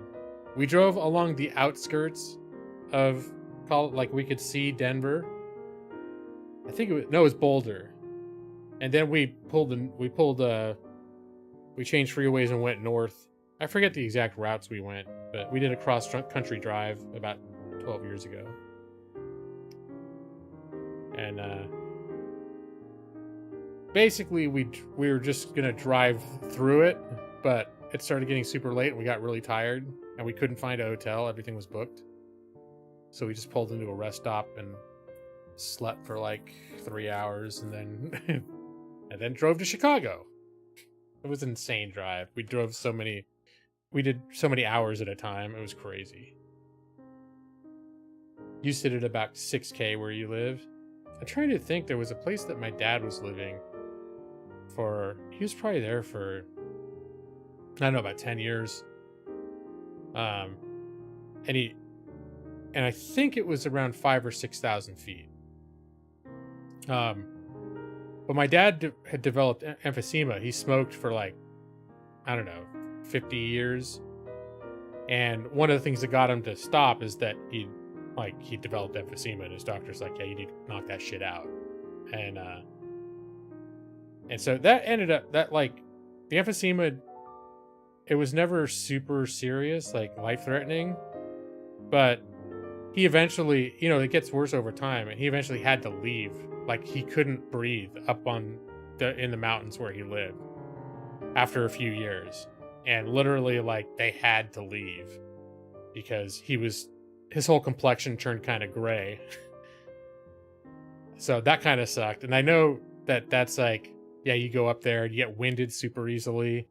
everything takes more effort than it should.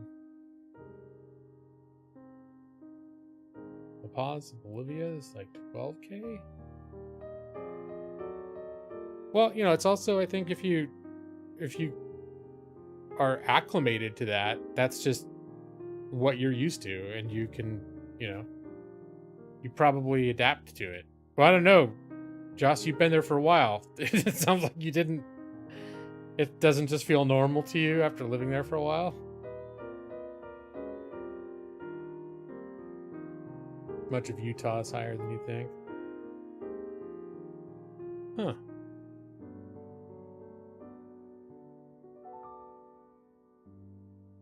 You see people in the hospital almost daily who come from like Florida and think they're going for a hike there first. Oh no.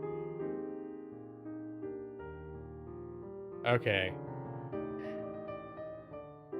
But is it like, it's just the people that live there, they know better, or do they acclimate? Like, if those people from Florida like hung out and took it easy and did maybe less ambitious walks, and then if they were there for a year, suddenly are they good? Will they be good? Will they acclimate?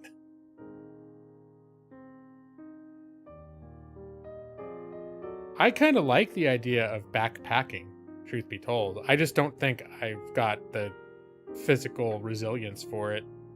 It's something, but it's still something that's on my list. Like, it's one of the incentives for me to get in better shape is to be able to just like go to a national forest and just find a place to park and just walk into the woods and find a spot and camp there. For some reason, that sounds like it would be really cool. It also scares me. It sounds freaky to me to do that.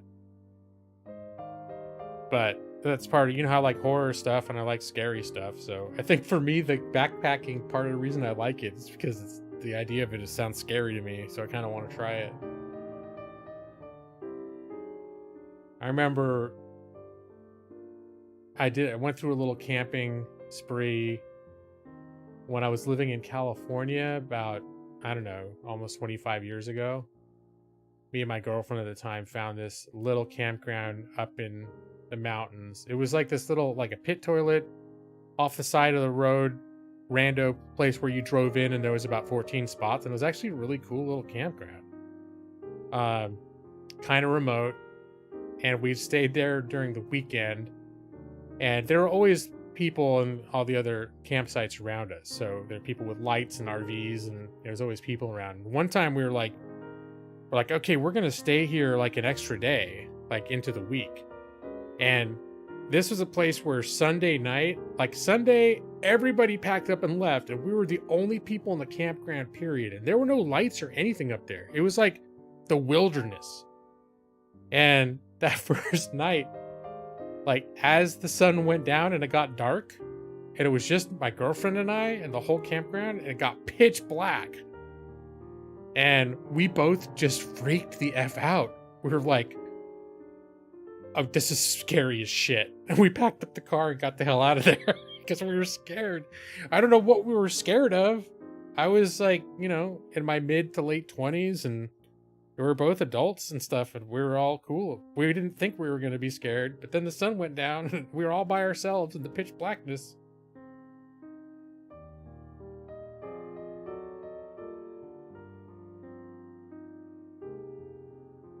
I've been in altitude. I've visited in altitude, but I typically don't do a lot of hiking. I just go, it's like when I used to visit my dad, we'd go up the stairs. that was, you know, whatever. Bigfoot, that could have been. Chupacabra. I don't remember if I knew about Chupacabra then. I may or may not have known about Chupacabra. But that was funny though, and I always remember that and thinking like, and I watch people that make YouTube videos about themselves just wandering into the forest with a backpack, and like they set up a tent, make campfire. They're like, yeah, I walk. I mean, to me, it's just like parking and then walking 30 minutes into raw wilderness.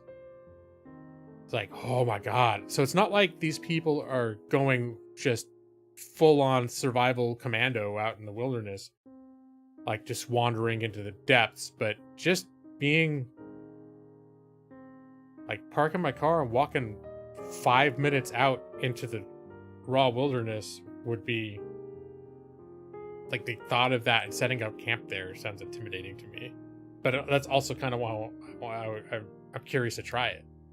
It's because it sounds like kind of like a little thrill. Like, yeah. You know what, Brad? Yes. Now I wasn't. Now that you mentioned that, yes, I didn't watch X-Files. But now I specifically remember that I had a girlfriend in 1999, or I think it was in 2000, because we were all. Wait, when was Y2K? That was 1999 to 2000 was Y2K, right? Yeah, so it was 1999. That's right, because I remember that's the person I was dating. When everyone was freaked out and I was at her house at New Year's Eve. But every Sunday night was X-Files. She was like, "Oh shit, Sunday night, gotta go home and watch X-Files." When was Y2K? Well, you know what? I got confused because I wasn't sure if if it was 2000 or 2001 triggered the fear. And then I was like, okay, no, I'm fairly certain it was going from 99 to 00. But for a split second there, I was confused about like which year triggered the what they thought would be the data apocalypse.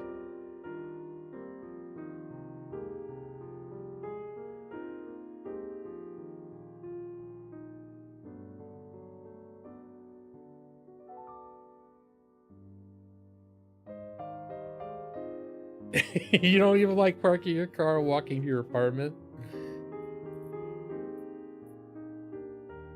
I could see that. Yeah, I don't know. I'm trying to think. Like, there are times when I'm like that. Like, I look outside and I was like, oh, it's dark outside. But then, like, I was a security guard and I worked a grave shift for 2 years. And all I did was walk around at 2 a.m. outside by myself. That was my job. And the security, I wasn't armed or anything either. I had a flashlight. It was a bulky flashlight. So it's like, back off, vampires. I got a flashlight. I'm gonna get you. Uh-oh. I realize I'm being noisy. Hold on, let me see if I got shushed yet. No, I didn't. Okay, I think I've been way too boisterous. And, god damn it, it's almost midnight. Son of a bitch. Okay. Here comes the shush. I'm not going to get the shush, but I promised myself I wasn't going to stream this late because I'm going to be tired and crabby tomorrow. I blame Joss. Joss for convincing me. He didn't even convince me. He's just like, why don't you just fight that thing? And then I got all caught up in my own little response, and then it's like, well, you know what? I will, just to show you. And then here we are an hour later.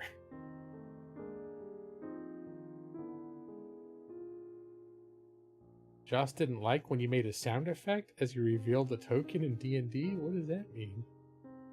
Oh no, I can't. Nope, don't get me started on D&D. Don't be crabby, you're going to go camping over a long weekend. So, well, the reason I worry about being crabby is just simply, if I wake up tomorrow with a sleep, like, tired from sleep, and I immediately have to start working, and then my inclination normally would be like, oh, well, that's fine. I mean, I'll just be tired when I get out of work, and I'll take a nap. But instead, I'll get out of work, and I'll still be tired, and then we're going to go to the campsite. And this is the thing why I worry about it, too, because like I said, I'm an introvert, and I like all these people we're camping with, and I like spending time with them, but they will talk nonstop for the whole 5 days.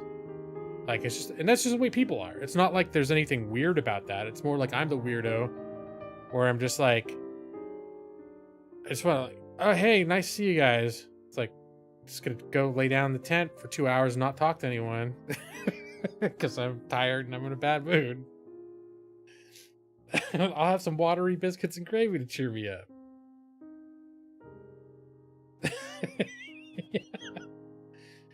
Is that your theory? It's when I can't have Huel, I get cranky. It's just a misunderstanding. Uh-oh.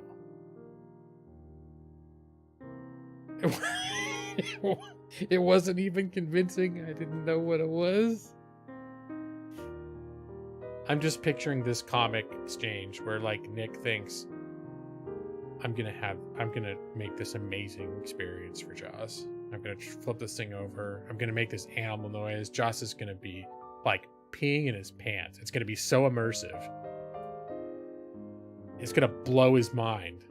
And then Nick pulls off the maneuver, and Joss is like, what was that? What did you sneeze? What happened? You need a lozenge? What? Are you okay?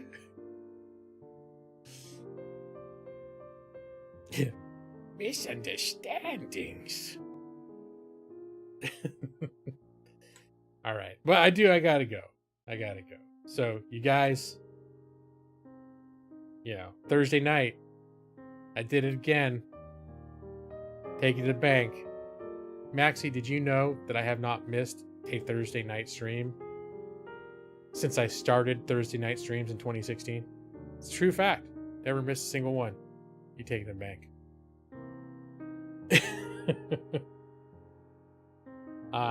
But yeah, you know what time it is. Time to cut this off abruptly. Dim the lights. You could even ask Brad, he'll tell you. I've never missed a single one. Go to sleep and good night. Your eyes are getting so heavy. Go to sleep now. Brad, Pritchard, J, Maxie, Nick, C, Jassadai. Go to sleep. Evie and Skull Spinks, if you're still there, I'll be waiting for you in your dreams.